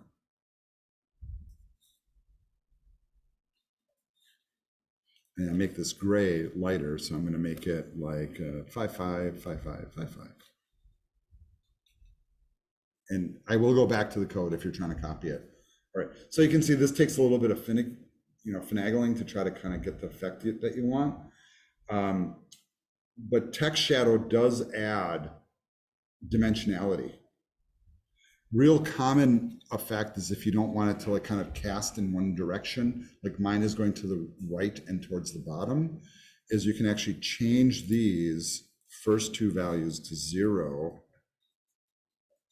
and then make this one, which is the blur, maybe a little larger, and then it'll look even across the back. Now you can't necessarily see it as well, right? But there is a drop shadow there. It's just even across the back. You want to make it a little more dramatic. You just change this value to like maybe a 7. Now watch. I don't like that as much, but it is there. I don't know if you can even tell at this point. You can't really tell, right? Yeah, it just makes it look like it's a little dirty. Is a really good way to put it. So, there's reasons why people, do stuff like this. And maybe that's too much then. So we refresh. So that's text shadow. We will revisit this one later on, by the way. But this is just really an example, folks, of some of the stuff that we can do. And then there's all these different, properties that you can play with, and some of them, it's not really, I think, an appropriate time to play with them here today quite yet. All right, here's where we're going next. We're going to start looking at how these colors work, but we're gonna do a break, you guys. So let's take a 5. Well, actually, we've kind of gone for quite a while here without a break. So why don't we do a 10-minute break? It's 1:33. We'll come back at 1:43, and I am pausing the recording for right now. All right. So this is kind of interesting. We start to dig into working with colors. Because a lot of kind of the preliminary parts of CSS is working with colors and understanding how colors work. Now, I did mention to you guys already, one website where you can go to and find color codes and stuff. But it's also, I think, kind of helpful to understand how the hexadecimal thing works. I will tell you that, in the old days, I would spend a lot of time explaining, why hex is important and how it works. And hex, by the way, is based on a base 16 number system. And okay, so I want you to think about this. Usually when you study computers, you learn that, okay, so humans use a base 10 number system. So we count from 0 to 9, and then we repeat the numbers again, right? And then when you also learn about computers, you learn about binary, where it's just 0 and 1, and that forms all the different numbers. But because computers really work with binary number systems, at their core, and why? Because they're electronic, and electronic systems have basically two states that they keep track of. People will think of it as on and off, but in reality, when you get down to the circuit board level, it's really positive and negative voltages, and it's a combination of those positive and negative voltages that make up the information being transferred. But because it's basically two states, all the number systems that naturally work well on a computer system are based on the base 2 number system. So for example, base 10 doesn't really fit into that. So base 2, you think of all the multiples of 2. So like 2, 4, 8, 16, 32, 64, 128, etc. All of those are powers of 2, and the base 16 number system fits into that. So it goes 2, 4, 8, 16, right? So in the base 16 number system, you have 16 values, and you use the numbers 0 through 9, and then when you run out of those numbers, you need more single-digit values, and they use A through F to get 10, 11, 12, 13, 14, and 15, right? So it goes up to 15. So an F, whenever you see an F in a hex number, that represents 15 in a single digit, right? And that's easier than having to look at a binary number that says the same thing. So, so the point of hex is it's relative to base 2, and you can get up to 16 values. And then when you combine 2 digits of the base 16 number system and you hit the highest value of FF, that's equivalent to 255, right? So it goes from 0 to 255, and 256 or 256 total values is a power of 2, because it goes 2, 4, 8, 16, 32, 64, 128, 256. If you keep doubling the powers of 2. So that's kind of the why. But anyhow, when they started like trying to figure out how do you control the colors on a screen, they had to use basically these hexadecimal numbers to kind of code the colors, because it was too complicated to do it with binary. And it was a little bit more readable than using a binary, and a little more possible than using the base 10 number system, which doesn't translate well to it. So long story short, whenever we do hex codes, it's in a base 16 number system. That's why you sometimes see letters in the numbers, and that's the why. You're looking at hex code because it starts with a pound sign. It's just kind of like a preface that they put in there, and we call it the hashtag, but it also indicates hex in coding. They take the numbers, there's 6 of them, in pairs, and they break them down. So the first 2 values represent red, the second 2 values represent green, and the last 2 values represent blue. And when you're putting stuff on a computer screen, it is those 3 colors that make everything that you see on a screen. So this is kind of interesting. So if you can imagine, if you had like these little controls where I could like maximize red, blue, and green, if I took all of those and maxed them out and made them all FFFFF all the way across, what comes out on your screen is white. So you add all the colors together in full strength, and on your screen, it creates white. If I subtract them all, set them all to 0, it creates black. Pretty interesting. If I keep them all even and just dim them down a little bit, I get gray. So I get various shades of gray if they're all the same. If I mix the values, so if red's got more value than blue or green, it's going to be kind of red, And then if you guys know your kind of color mixing, you can kind of mix colors. So you can, like, if you have a lot of red and blue, that's kind of purple. If you have a lot of blue and green, I forget what that makes, but it's not that great, whatever. But it's kind of the mix of those colors. And so you can refer to the colors either with their names or their hex codes. Now, the reality is there's no way you're going to remember the hex code for anything. Yes, Roman. Oh, I'm sorry. Yes, I should have, and I apologize. So here I am talking about this, and I'm not putting it on screen. I apologize, online people. I hope you can all see the screen now. That also means that our faces were recorded into the video. Sorry, Jeffrey and Vidal.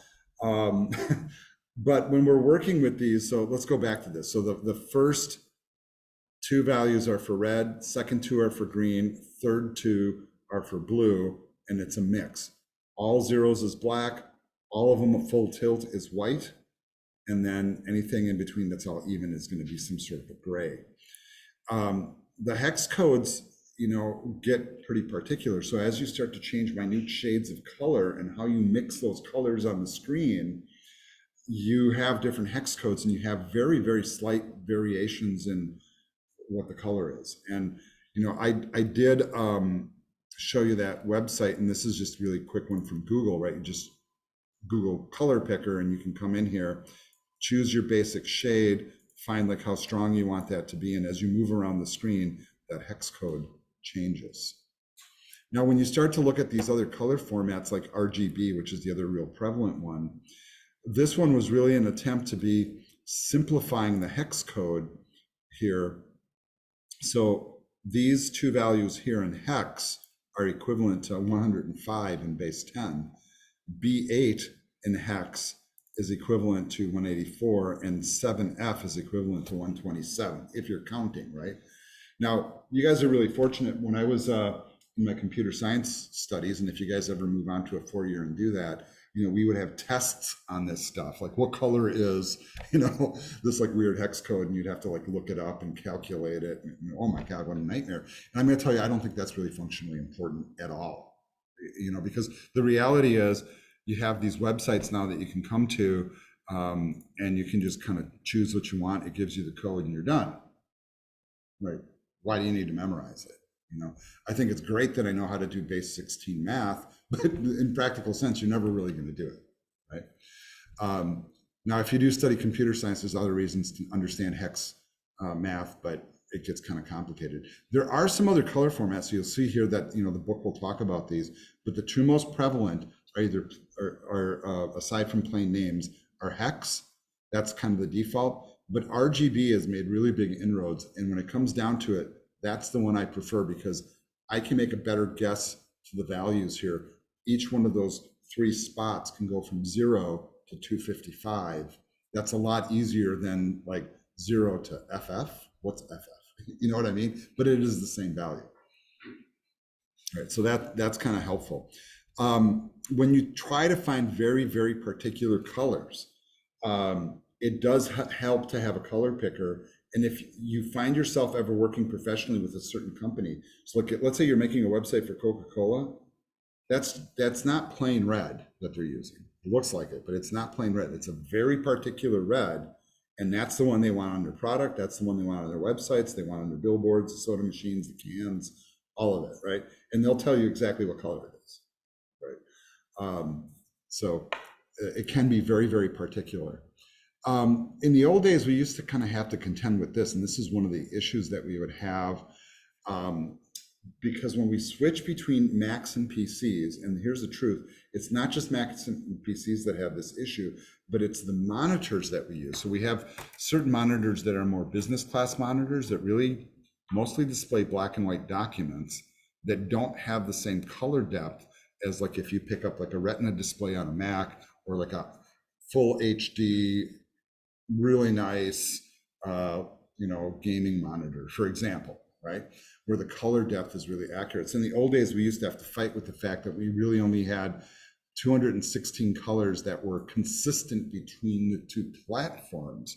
So this is really kind of weird to think about, so that I might come up with a red on a PC and then I'd move over to a Mac, or I'd have the screens right next to each other and look at them and go, those reds are different. Yeah, that would happen.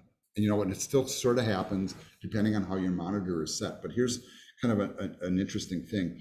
If you're on a Macintosh, generally speaking, a modern Mac will be pre-color calibrated from Macintosh. You don't usually have to color calibrate them, although some tweaking is necessary to make sure the colors you're seeing on the screen are the same ones you're going to get as your output. On a PC, though, that varies tremendously. A budget, Windows PC, let's say a $300-400 model from Walmart or Target or something, will have very poor color depth on it and probably poor settings. You move up to a laptop like the one that I'm using here, where I actually have a discrete graphics card built in. It's an NVIDIA, I don't know what it is anymore, GeForce. It's a pretty high-end one. I even forget what series it is now. But with this monitor, I can go in there and I can actually color calibrate the monitor very specifically, both the internal one and my external ones, to have exactly the right colors. And whenever you do professional work, I just want to let you guys know this, that if you want to make sure your colors are right, you have to calibrate your monitors, especially on a PC. However, right, we kind of don't worry about this as much now as we used to. The color ranges that are most tricky are certain reds and oranges and certain blues and greens that are be different between the platforms, and there's workarounds and fixes for those things, but calibration usually is kind of the key. When you do start using colors, here's what happens to a lot of us people that are coders, right? A lot of us will be like, man, I just want to code. I'm not an artist. Right? So I hear this a lot from coders. And it's like, all right, I totally get that, right? But, right, basic understanding of how certain things work together can go a long way. So I always use it as an example. Why do the Google websites always look so nice? And I can answer that question because they really stick to basics, right? They don't put a lot of color on it. It's usually black and white, or really gentle use of color and placement. And why do they do that? Because it works, right? And you go to some other sites and it's like, man, I don't like this. This is really harsh on my eyes, or I don't like that color scheme, or whatever it is. But there are some general rules, because colors are actually controlled frequencies of light. And this is really what I think is fascinating about it. All of those frequencies of light can be represented mathematically, which means there's a mathematical relationship and some basic rights and wrongs that you can actually learn as a matter of principle that you can follow. One of those principles is contrast. You know, why does black text look good on white, or why does white text look good on black? Because of contrast. If I have a green background and blue text, all of a sudden it's really hard to see.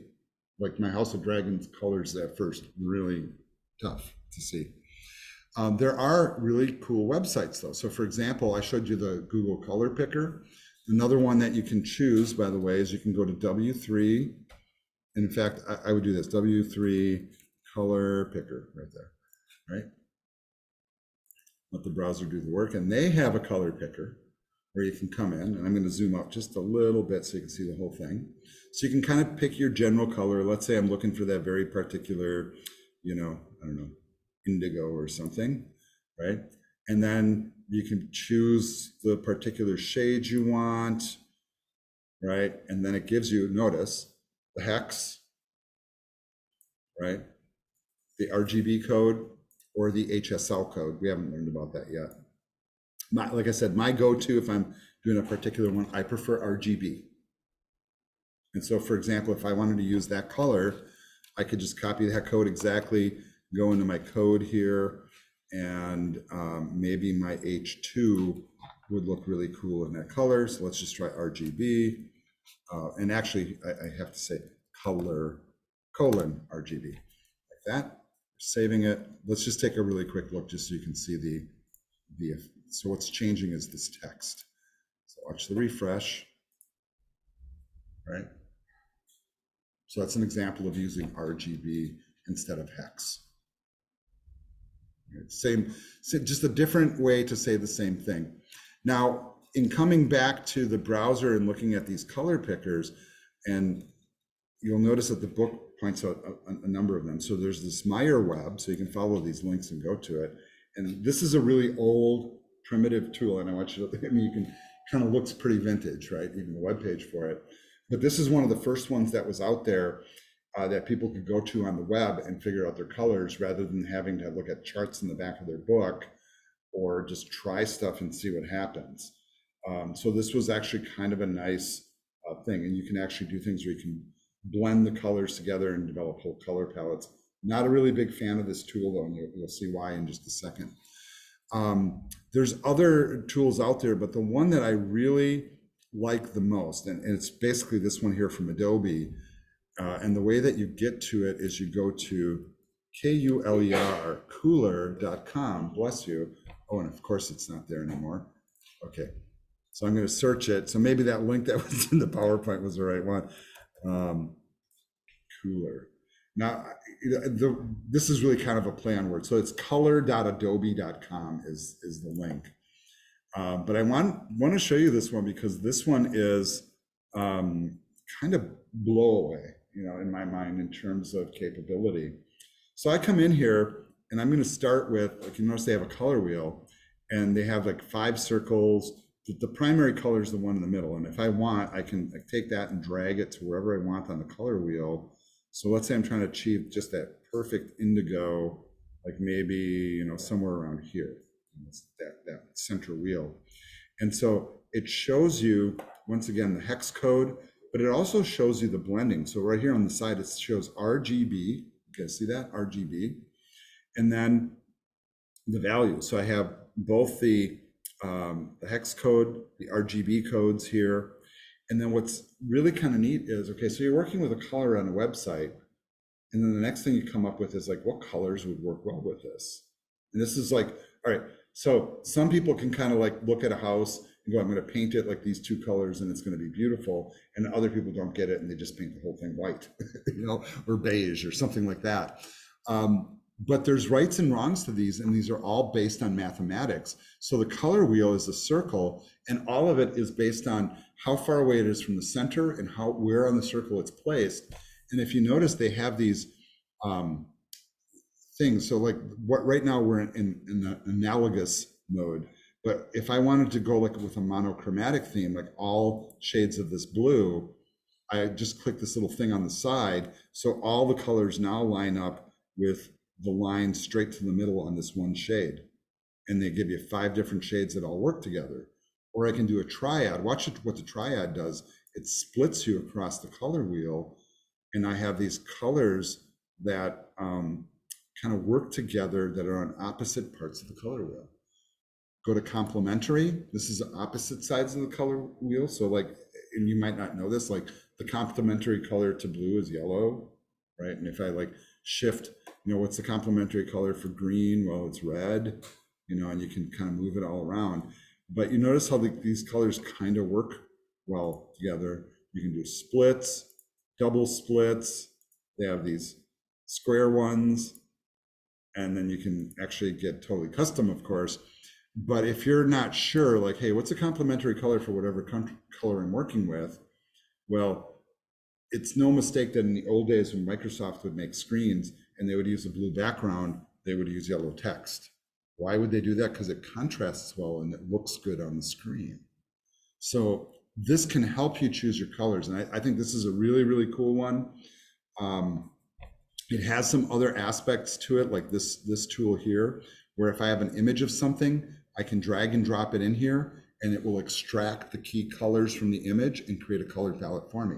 So just for example, I just take a photograph of something, I drop it in here, and maybe it's a picture of a car, and I can pull a color palette right from the car itself. So that's really cool.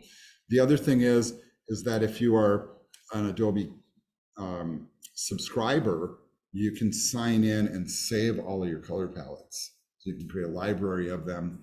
But the general tool, which is color.adobe.com, is available for free. And I really dig this one. So if I'm using a color picking tool, I'm typically using either this one or just the Google one, honestly. So I think those are really helpful ones to know. Right, so some of these other sites that have similar types of tools, and I'll let you take a look at those on your own. One issue that we do run into as people that design for the screen, and this is more and more important these days than it ever used to be, because when we surf the web, I want you to think about this really carefully. We have blind people that surf the web. We have people that are colorblind that surf the web. We have people that cannot see well that surf the web. So I even have students that are active in our program that when they sit down at one of these computers, they have to zoom in like 300% and they have to set it to high contrast because they just can't see. But they're still using the web. So we have to think about those people. And they actually have these websites here that you can go to. I'm not going to travel to them, but you can explore these yourself, where you can actually, like if you build a site, you can drop in your URL or your code, and it will look at your site and tell you what's wrong with it for people that are hard of seeing, right? Some of the better websites will have tools for, like, you can flip a switch and you get high contrast mode, like Windows or the Mac OS has those modes for people that are hard of seeing. And then if you ever do any work for like a government agency website, you have to have the capability to make the fonts bigger and smaller and to go to high contrast mode, and also have what we call text only mode. So somebody who can't see and is listening to the web page, think about this, with a screen reader, can also get the content. So those are, accessibility issues are pretty big these days. Now, we already started kind of racing ahead of the PowerPoint here and did some of this stuff already, but I want to show you once again what we already learned. So the inline style, right, where we take the style tag and we add it directly to a tag, right? And we did that with one of the paragraphs. Can you add multiple styles inside of an inline tag? I think I demonstrated that too. Yes, you absolutely can. You can add as many as you want, really. Remember, inline is not really considered the optimal way to do things. But what is really important to note about inline styles is it will supersede any other styles that are applied to the tag. So if I tell it here to be red and you tell me somewhere else, like at the top of the document or externally, to be blue, red is the color it will be because it is most specific, is how that works. The other thing that we just did, right, as we were creating these, is we were doing embedded styles. That's where we take the style tags and we put them at the top of the document, and then it applies to everything inside that same document. And I think that's not a bad way to work, especially when you're learning how to do styles or if you're testing them. That's called embedded or internal style sheets. And so kind of like what we were doing. So if you kind of look at some of the stuff here, it doesn't look too much different than what we were experimenting with. And we will experiment more and more with this stuff as we kind of move forward, folks. Right. So those are embedded styles. Now, we kind of, and I kind of short-circuited a lot of this presentation here. So we already kind of played a little bit with font weight, font style, size, and font family, right? We played with all of those things.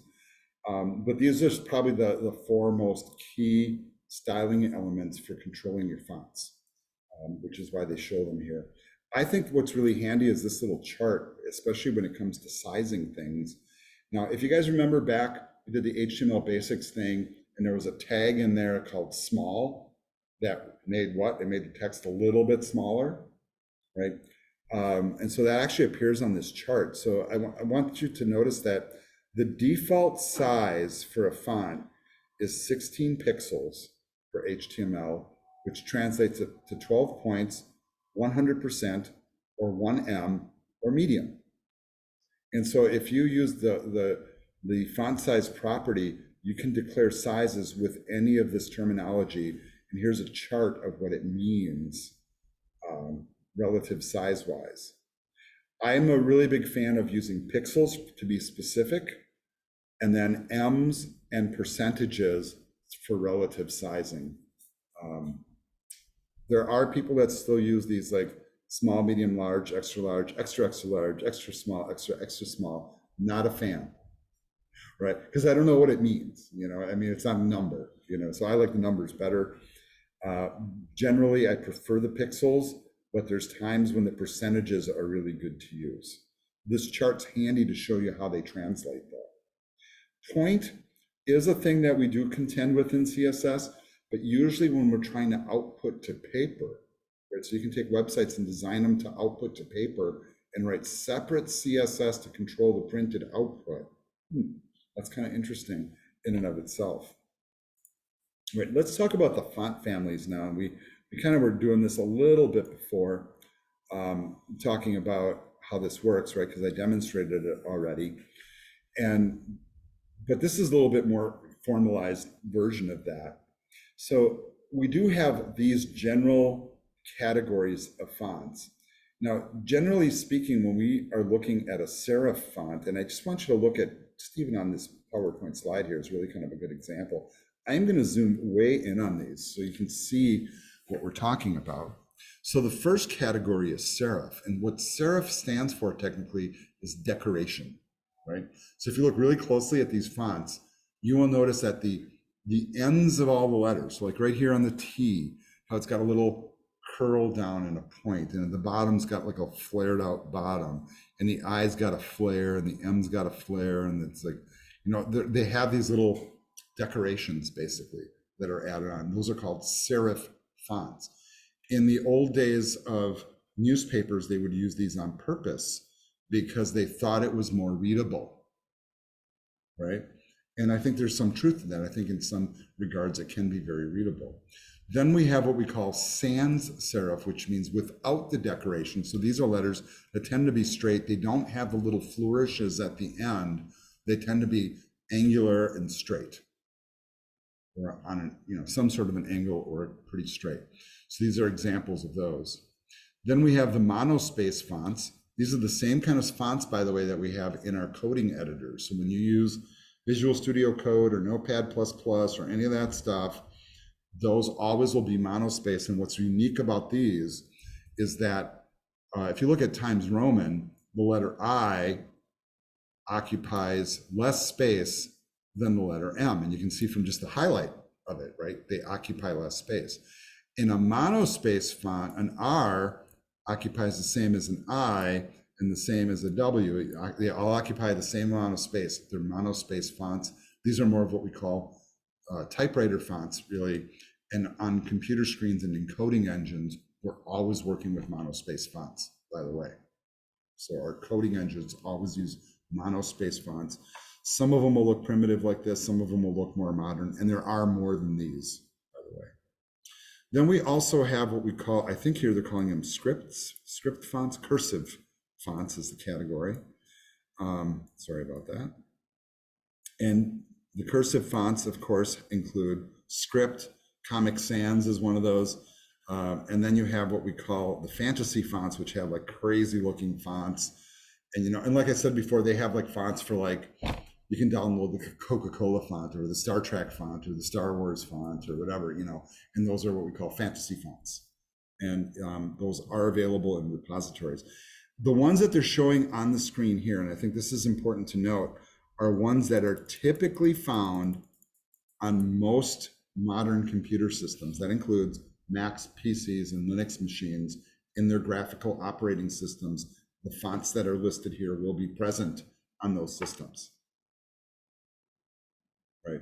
So these are considered safe fonts to use that will appear on all those systems somewhat equally. And I say that real pensively because there's never a guarantee that they're going to look the same. You always have to test. Don't build something for a PC and never look at it on a Mac and then go to a Mac someday and somebody brings it up and go, that's not at all what I designed, right? You have to really look, folks. But I think that's pretty helpful to know that we have those different categories. And remember, when we do this, what we typically do when we declare a font family is we, you know, and in order, we usually declare the PC font, the Mac font, or the fallback font, and then the general category in case either one of those doesn't exist. This used to be super important in the old days. I will tell you now that with what we call web-based fonts, this is kind of out the window a little bit, and I'll show you why.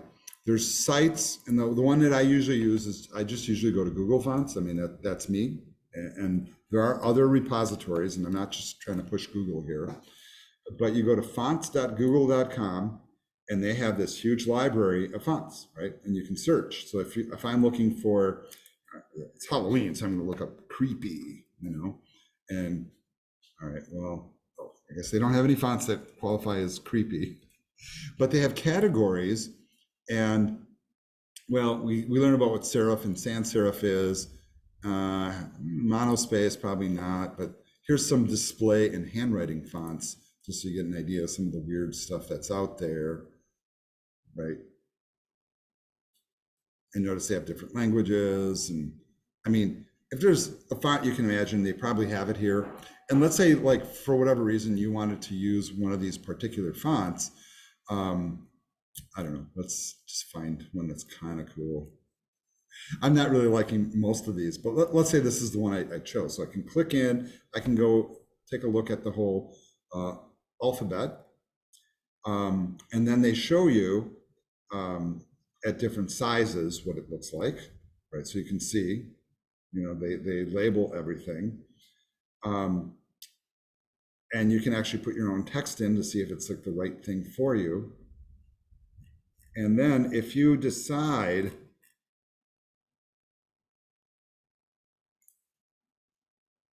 you know, so if you want to play with the settings, but if you decide to actually use this, you can actually download it, and they will actually provide the code that you need to drop it into your document. I'm going to call that kind of an advanced skill right now for you guys, but they will give you basically either a link to their file repository, which is usually the better choice, or you can actually download the font to your machine and put it on your server, and then you can include it and have that very, very specific font on your website. That's totally doable. Once again, kind of an advanced skill.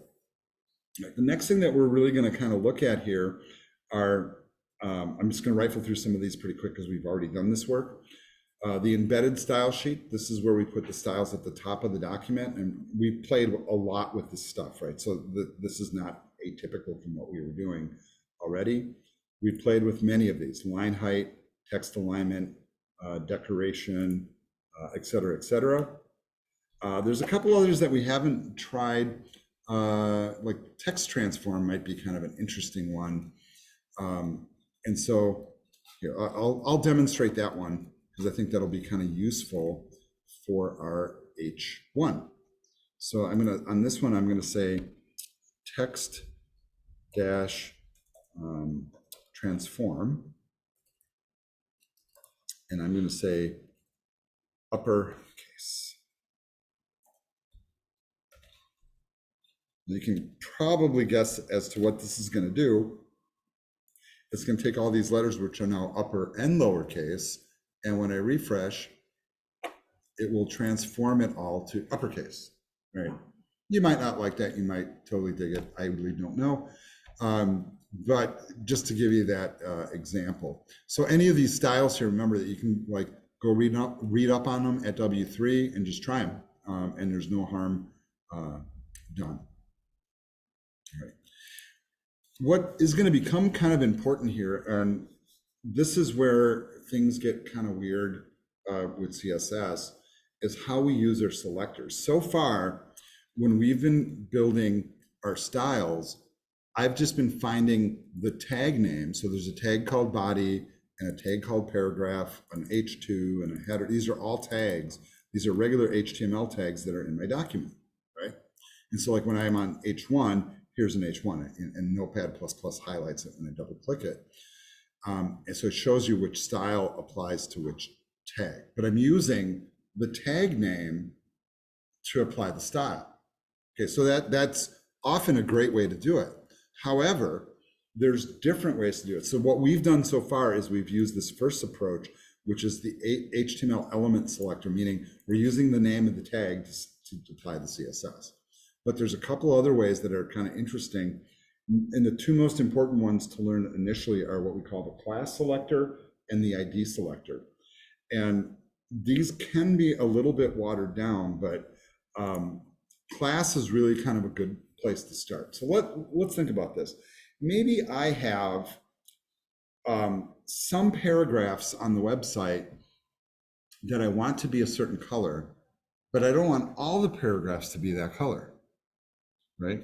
And so when I did this inline thing before with this one weird paragraph, and where did that go? Right here.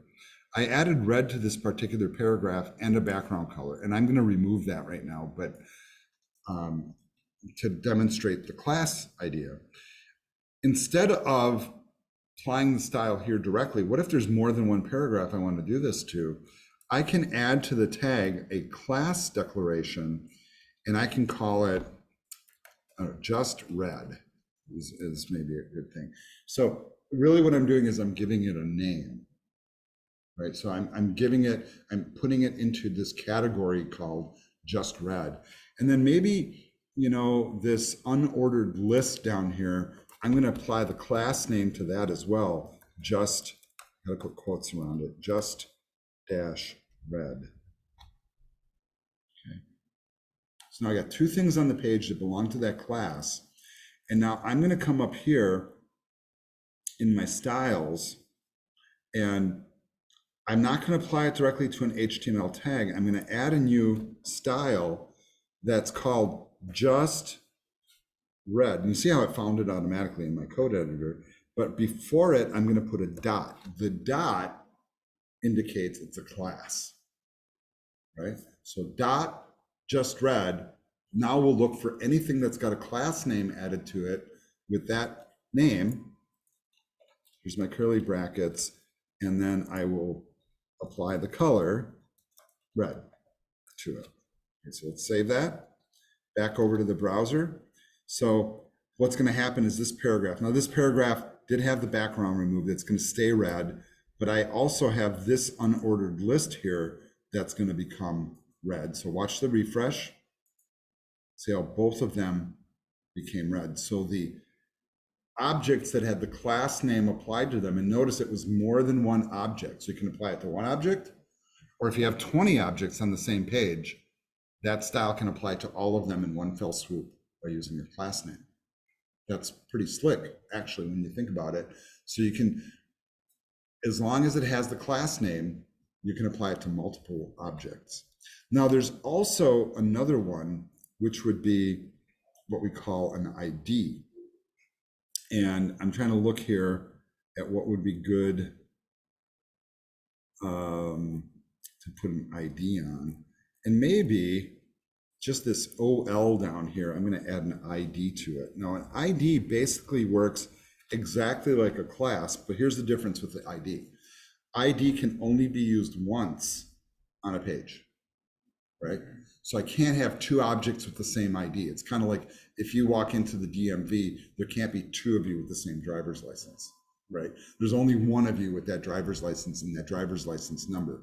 So when I ID something on a page, I might, call it, I'm going to call this one whatever, because I can't think of anything right now. So the ID on this one is whatever. And now I can specifically address this item with a style. And whenever I call on an ID, I put a pound sign in front of it and then use the name, whatever. And then maybe for this one, we'll just keep it simple and do a color again, but we'll say color purple. Saving it, back to the document, refresh, watch the ordered list right here, turn purple. Hard to see, but it turned purple. Okay, so that's with an ID. IDs are helpful because you can specifically identify, like if you have a document that's got 100 paragraph tags, I can put an ID on one paragraph and just change that one paragraph that way. IDs are also very helpful when we start to do JavaScript as our class names. One thing that is a little weird, and you won't have an initial use for this, is you can have an ID, whatever to, right, on a thing, and a class name. So it can have a class and an ID if you want. And you can use it for different purposes, one for styling, one for JavaScript, or both for styling. Class names also allow you to use multiple class names. You just put spaces in between them. I'm just coming up with grouping names here, but you can do that too. That I would consider that more advanced. It is not unusual to have IDs and classes on objects both. So I think those are both pretty useful. All right. So that's how we add for a class, remember? So the class in a style sheet is prefaced with a dot and the name that you gave the class. The ID is prefaced with a pound sign and whatever you named it, you do your styles. Another thing that we have that's kind of interesting is this thing that we call descendant selectors. And this is where CSS gets a little bit more advanced. I don't kind of expect you to memorize this piece of it really quick. But what descendant selectors refer to is, okay, so if I'm reading this particular style, I'm going to go to my document and look for something that has an ID of content, and then the paragraph inside the content ID will get the style, right? And then if that paragraph had a ordered list inside of it, I could go content P space OL, and it would dig down to a very specific object. And this is a little bit more of an advanced skill, by the way, but it is something that is really useful and highly recommended when you start digging into this stuff. I think your exercise has you maybe do one of those things.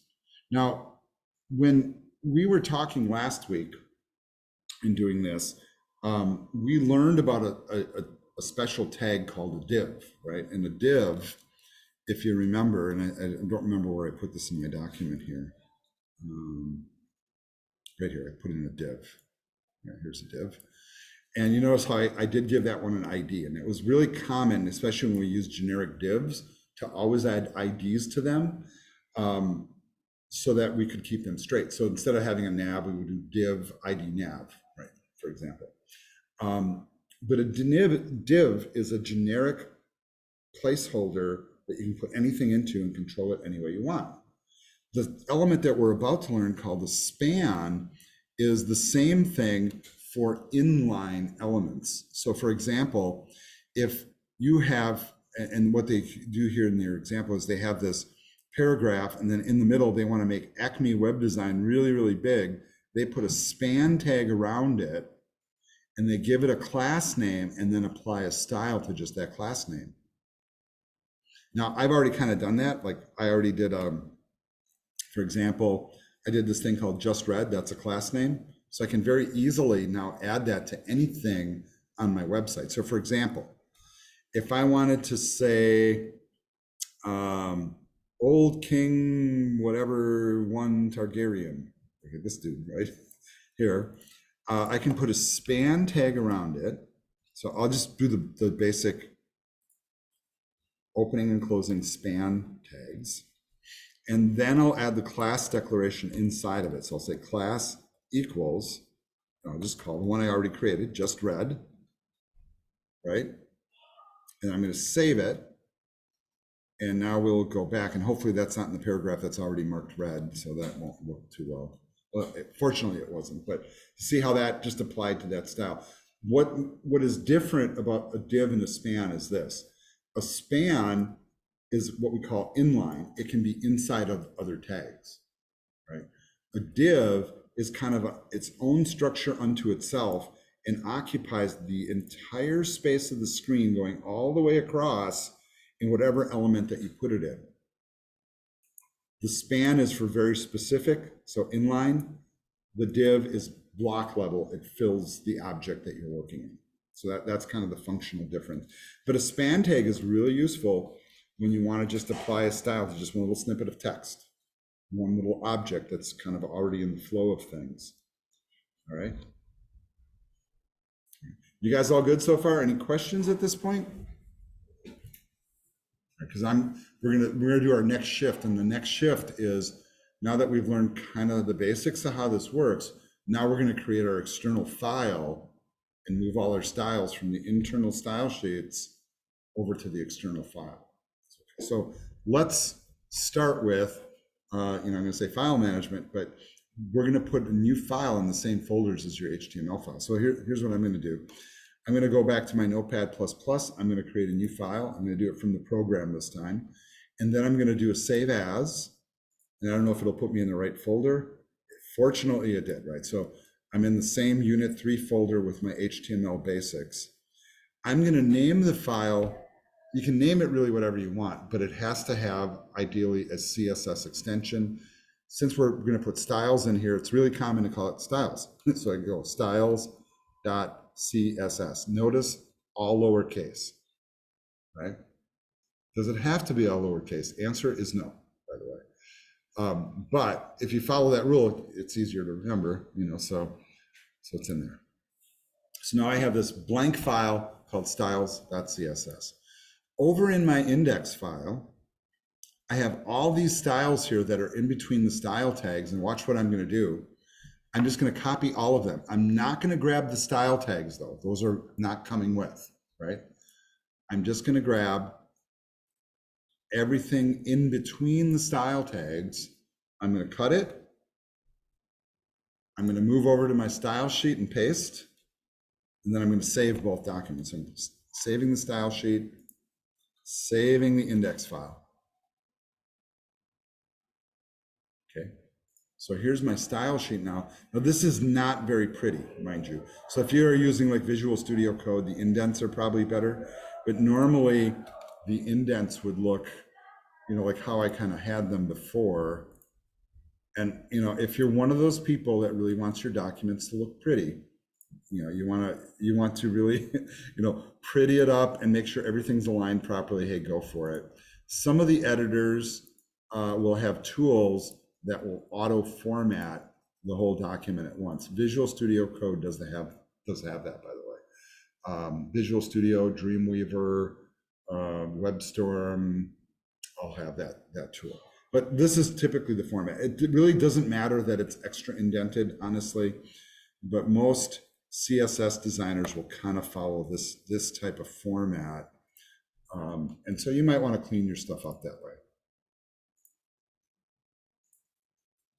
And I guess I'm kind of going through the trouble because this gives you guys a chance to catch up with some of the steps that I just did. And it's not bad for your document to look good. You do it so that you can read your work in the aftermath. And we really don't have a lot of code here so far, but we have enough that I know I'm going to be adding more, so may as well kind of pretty this up and make it organized. So I'm just removing the extra tab stops and putting spaces or blank lines in between all the styles. But you see how easy it is as you're kind of working on this stuff to all of a sudden, I already have like 50, 60, 70 lines of code of just CSS. And I'm not even trying very hard to create styles. I'm just about done here.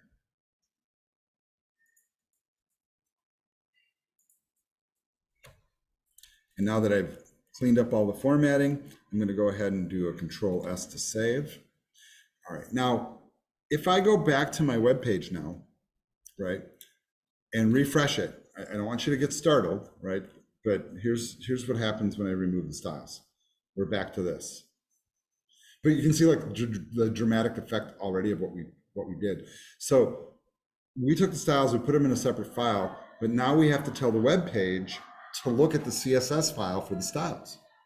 So here's how we do that. And I think that comes up here. All right, so let's talk about this first before we actually make the code change. This is considered the ideal approach for doing CSS. You keep your HTML in one file and your CSS in a separate one. All right.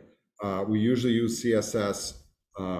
There's no HTML in the CSS document. Right. The convenience of the external style sheet is this. If I follow the same structure for my web pages from page to page, and I use the same style sheet, I can style all the pages at the same time if I'm consistent in my structure. And that's what they're trying to show here. So as you add pages to your site, all you have to do is link to the style sheet, use the same HTML structure, and boom, all your pages look the same, and it's kind of awesome, So how do you link your pages? Well, here's your basic technique. We use a link tag that goes in the head element, the non-visible part of the page. And basically you do this very simple code here, pretty easy to understand, I think. So back in the HTML document, now notice I still have the style tags here, but I'm not using them. I don't really have to delete them because I can use that for testing stuff, right?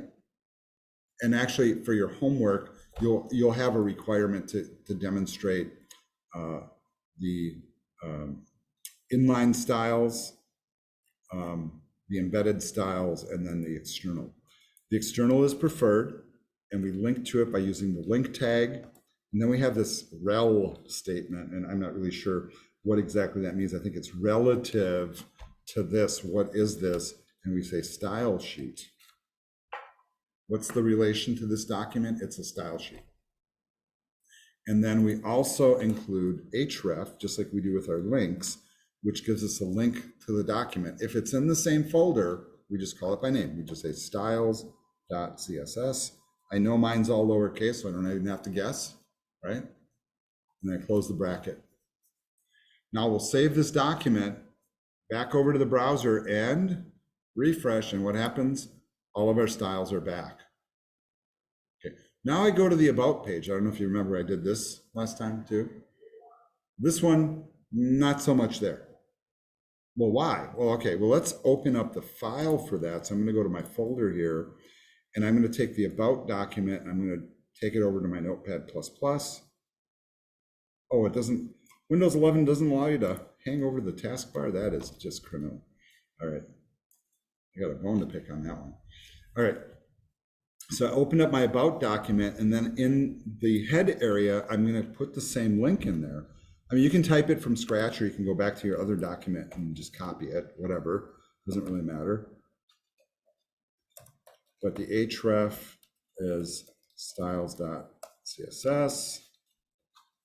And now watch the About page, just by adding that one line, refresh, I have the same style.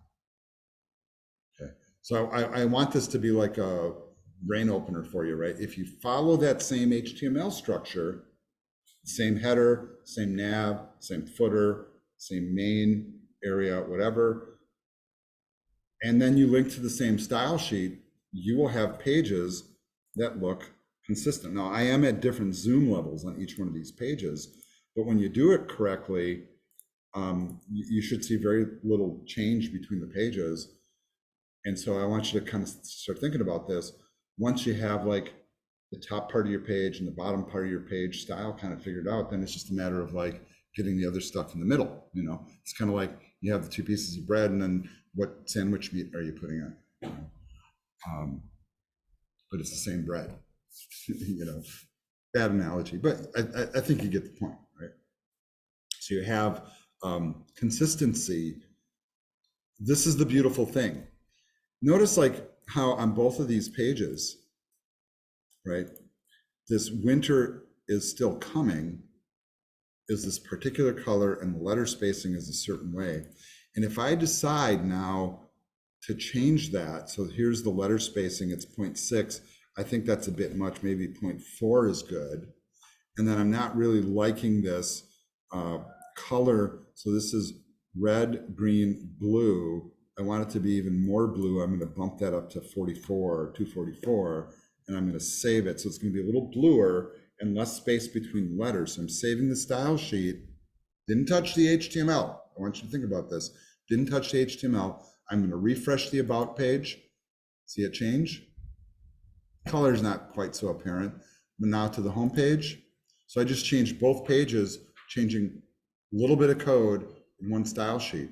If I had 1,000 pages all connected to the same style sheet, I would have just changed 1,000 pages of 1,000 web pages all at once.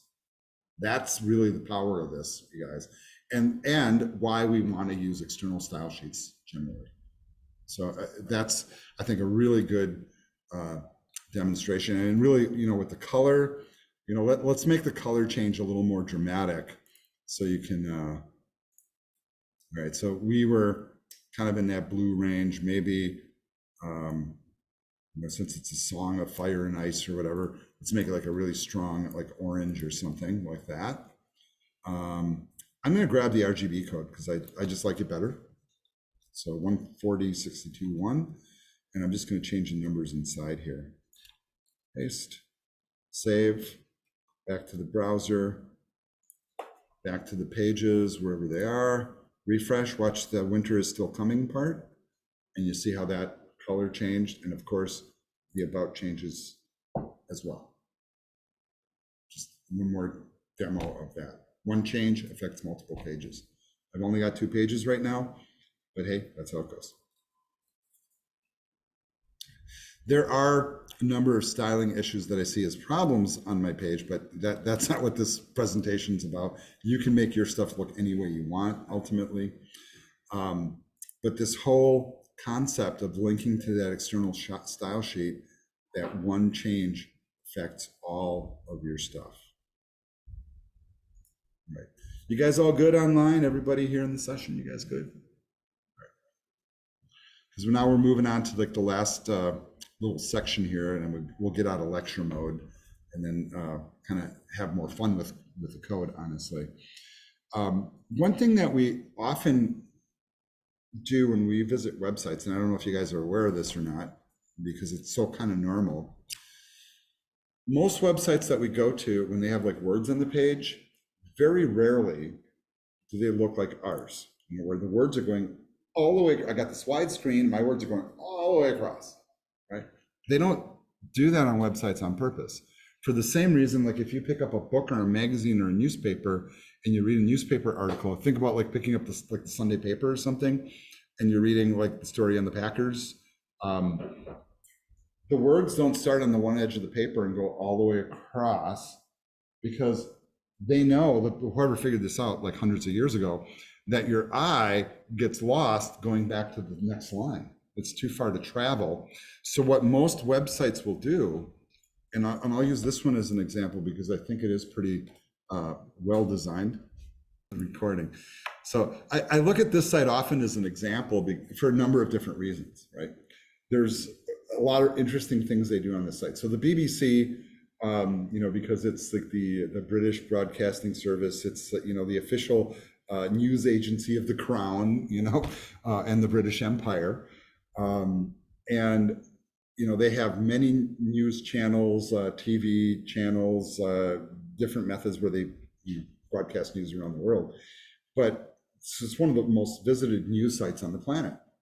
Another reason I like to go to this, and I just want you guys to think about this, is because this is a British perspective on news as opposed to an American perspective on news. And sometimes you don't get the truth until you leave our soil and look at it from somebody else's eyes. So I think it's kind of interesting, right? But here's an example of a website that puts the information on the screen. And I want you to notice the text on the screen. So they have headlines, and they have words. They don't have a lot of words, and the words are really, really narrow. Okay, so even if I click into an article, so if I click in here and I go into this article, notice how much screen space I have. They are not going all the way left and all the way right. In fact, a good portion of the center of the screen is like advertisements and links to other stories. And the words only get so wide because they know it's hard for your eye. If these words traveled all the way here, to jump back and get to the next line is too much. So they keep it to like, I don't know, like this is maybe 20 or 30%, 30% of the screen, let's say, in the width. And overall, the contents of the whole website don't reach the edges. They're narrowed up in the middle for the same reason. And then they also take this into account. And this is something that we'll start to do more as we move forward, is what does it look like when the screen is narrower? Because mind you, I'm on a full HD display on my laptop. So I got 1920 across for pixels and 1080 tall. And you might be on a bigger screen at home. So like if, like on, any of you Mac people, if you're on like your Retina display and you're like way zoomed out, our displays can get really big. And if you go widescreen with this, all this stuff is still narrowed up in the middle. It's like, it won't like stretch across your screen because they know the human eye can't do that. But as we narrow up, what sites like this also do is they change mode. So notice I keep getting smaller. We still have the same content. Now the blank sidebars are gone. And as I get smaller, the ads are gone. And then eventually we get down to like mobile size. And that kind of fills the screen, but that's like on your phone. And so what I just did right now, you guys, just so you know, this is how you test for mobile. This is one of the ways you do it, is you just make your browser narrower. How does your website respond? Okay, another site that's really good about this, and this is a a site from the Boston Globe, which is another American newspaper.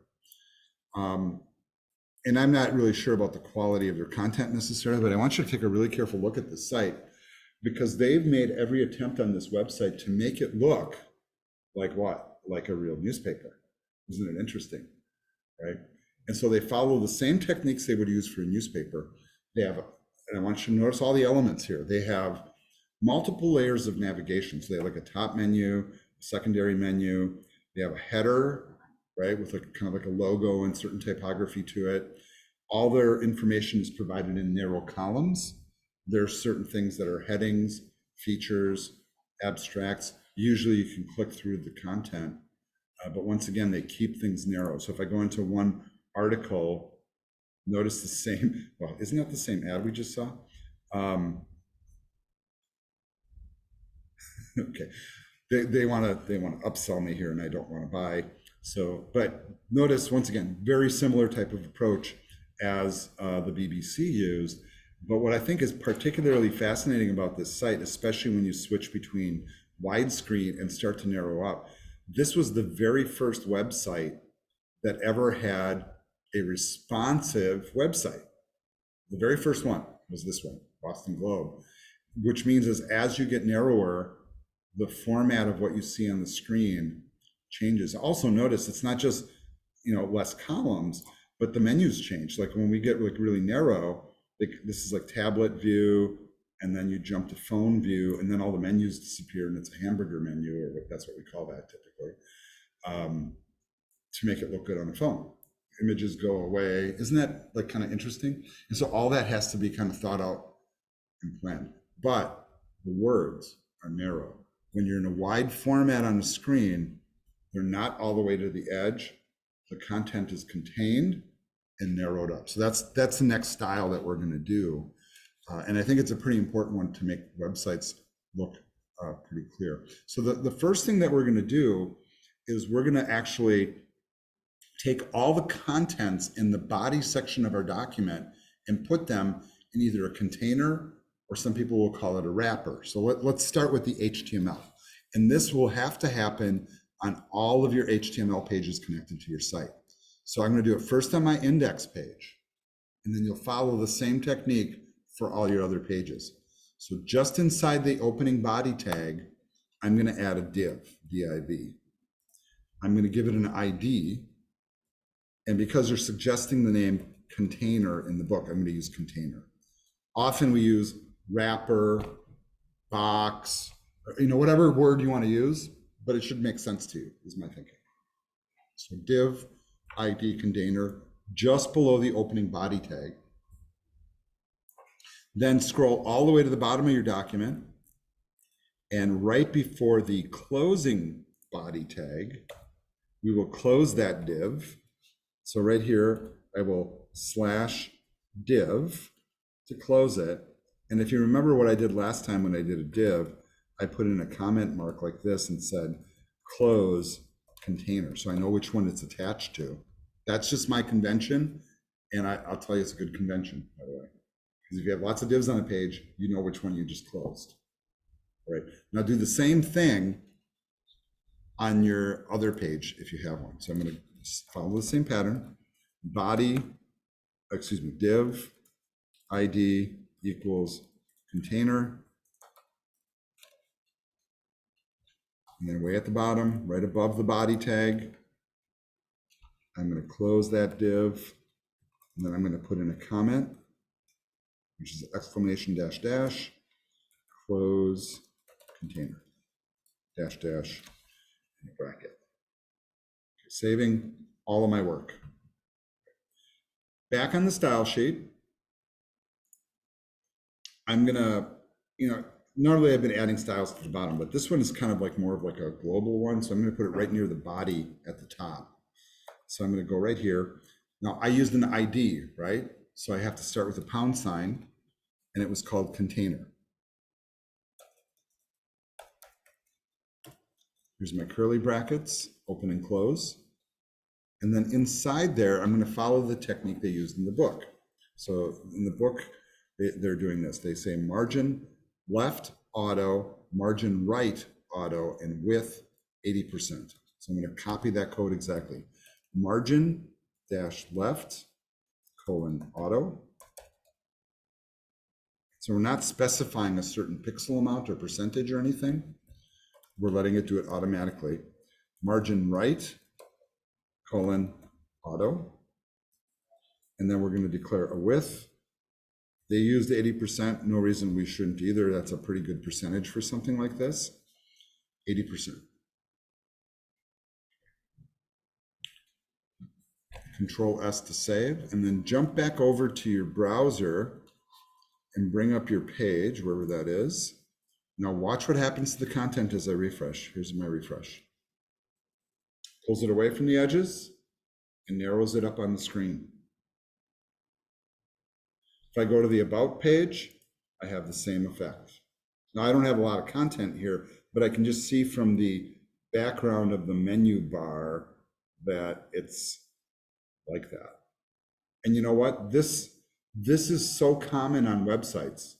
You know, there was a day and age when we would actually, before we figured out that we should have top menus, that we would have left side menus. You know, and some websites still do, and that's kind of cool. Or some websites will have top menus and side menus and right menus.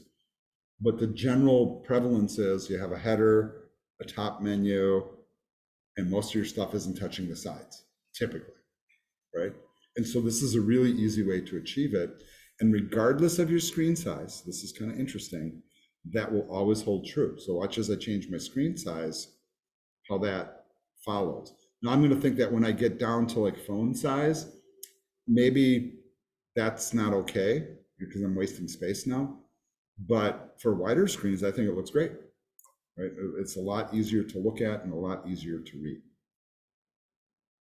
Right. So the technique for that again was you take your document and you basically put like a wrapper or a container. Some people will call it wrapper instead. Right inside the opening body tag, closing it basically right before the closing body tag. So everything on the page is inside of it as a container, right? And then we take that, we narrow it up. It's only 80% of the width. And the margins on the left and the right are automatic, meaning it will center itself. A really kind of a neat technique. And I'll have you think about this a little bit because when you do look at a site, I'm trying to go back here, like the BBC, they basically use this approach, but do you notice like the top, like where the red bar is, that goes all the way across, right? So some tricks for that, by the way, it's like if you don't want the whole page to do that, you could start the container maybe below your navigation or below your header, and the header can go all the way across, but the rest of the page is narrowed up. So you can kind of see some of the tricks that you can do there. It's really more about how you're envisioning it at that point. You can do the same thing with the footer. So it's not unusual for a lot of websites that have narrowed up content that the footer and the top bar do go all the way across. Isn't that interesting, right? So things to think about as you're designing. And really, when you're making your own site and your own project, it's up to you what you make it look like. There's no right or wrong as long as it works. There are things that people do a lot on websites and they do it for a reason, right? Because think about this, when you go to a website, you automatically kind of think, well, what's the name of the site? You look at the top. You know, where's the menu? You look at the top. You know, where's the footer? You look at the, you know, I mean, it's just kind of like where you normally, your eyes normally go. So that's why we often create our web pages that way. Now, another thing that when we start learning about the cascade, right, we call these cascading style sheets. And what they do here is they show this thing where it's like, it looks like kind of like a waterfall, like the cascades of a waterfall, like dropping from one to the next. And it's really kind of pretty appropriate because here's what happens with style sheets. When we created our most primitive HTML and it looked really plain and ugly, we were working with what we call the browser CSS. So the browser has built into it default fonts, default sizes, and default styles for certain elements. Like the H1s were a little bigger and bolder, paragraphs were a certain size and a certain font, etc. When we create an external style sheet, that overrides the browser defaults and controls our document. If I have embedded styles, meaning the ones at the top in the style tags in the head section, those will override what's in the external document. And then anything that's attached specifically to a tag will override those. So the more specifically the style is placed, the more precedence it takes in showing up on the page. Now, keeping in mind external style sheets are the preferred way to work, these two can also be used in many different situations, depends on the level of control you have over the content. So sometimes you're working on certain sites, they won't give you access to the style sheets, but they might give you access to the HTML for a page, and then you can insert your styles directly. Real interestingly, if I have any like real old school people, and I say kind of like myself, like, when social media was kind of a new thing, and this is kind of funny, like right now, people use Facebook and Instagram and whatever, right? And those are kind of our things. But back in the old days, we used to use MySpace. And in MySpace, what was cool about it is they would like anywhere that you could like enter information to type in, you could inject, some people figured this out, you could inject CSS into the boxes for the editing. And they used to call it pimp your site. And so a lot of us learned how to like style web pages. Is there anybody here that ever did that? Anybody? Tampa. All right. So it just shows how old I'm getting now. Right. But in the old days, that was a cool thing to do. You'd have a MySpace page, and then you'd like figure out how to like make your background jump around or be black or green or blue or whatever your thing was. And you did it with CSS. And the reason it worked is because you were adding inline styles to like a box of text. And then it could also control the page. Very fascinating that they would even let you do that. All right. Now, W3 has a validator for your HTML, and W3 also has a validator for CSS, and you can just Google it to get there, and it works very much the same way. So you can provide a link, upload the file, or my favorite, which is direct input. So why don't we go ahead and take the CSS I've created so far today, all of this, highlight it all, copy it, come back over here and paste it in, and check it. And hopefully, congratulations, no errors found. And you would hope that from your teacher, right? But you could also break your code and try to fix it. I'm going to say that validation for CSS is not as important as it is for HTML. But there is this checker here. Better code editors have tools built into them. So for example, I'm not going to call them that, Notepad++ a better editor, but if I forget something like this, I might not even see that there's a problem with the code. In Dreamweaver, and I think Visual Studio Code does this too, if I like miss a semicolon or something or a curly bracket, it'll start underlining red, and then you can try to find the error. But that is the validator tool from W3C for CSS. Now what I'm going to do here is I am going to stop this recording, and we're going to take another break, and then we'll go back and finish up the rest of the materials that we have here. So this video ends here, folks.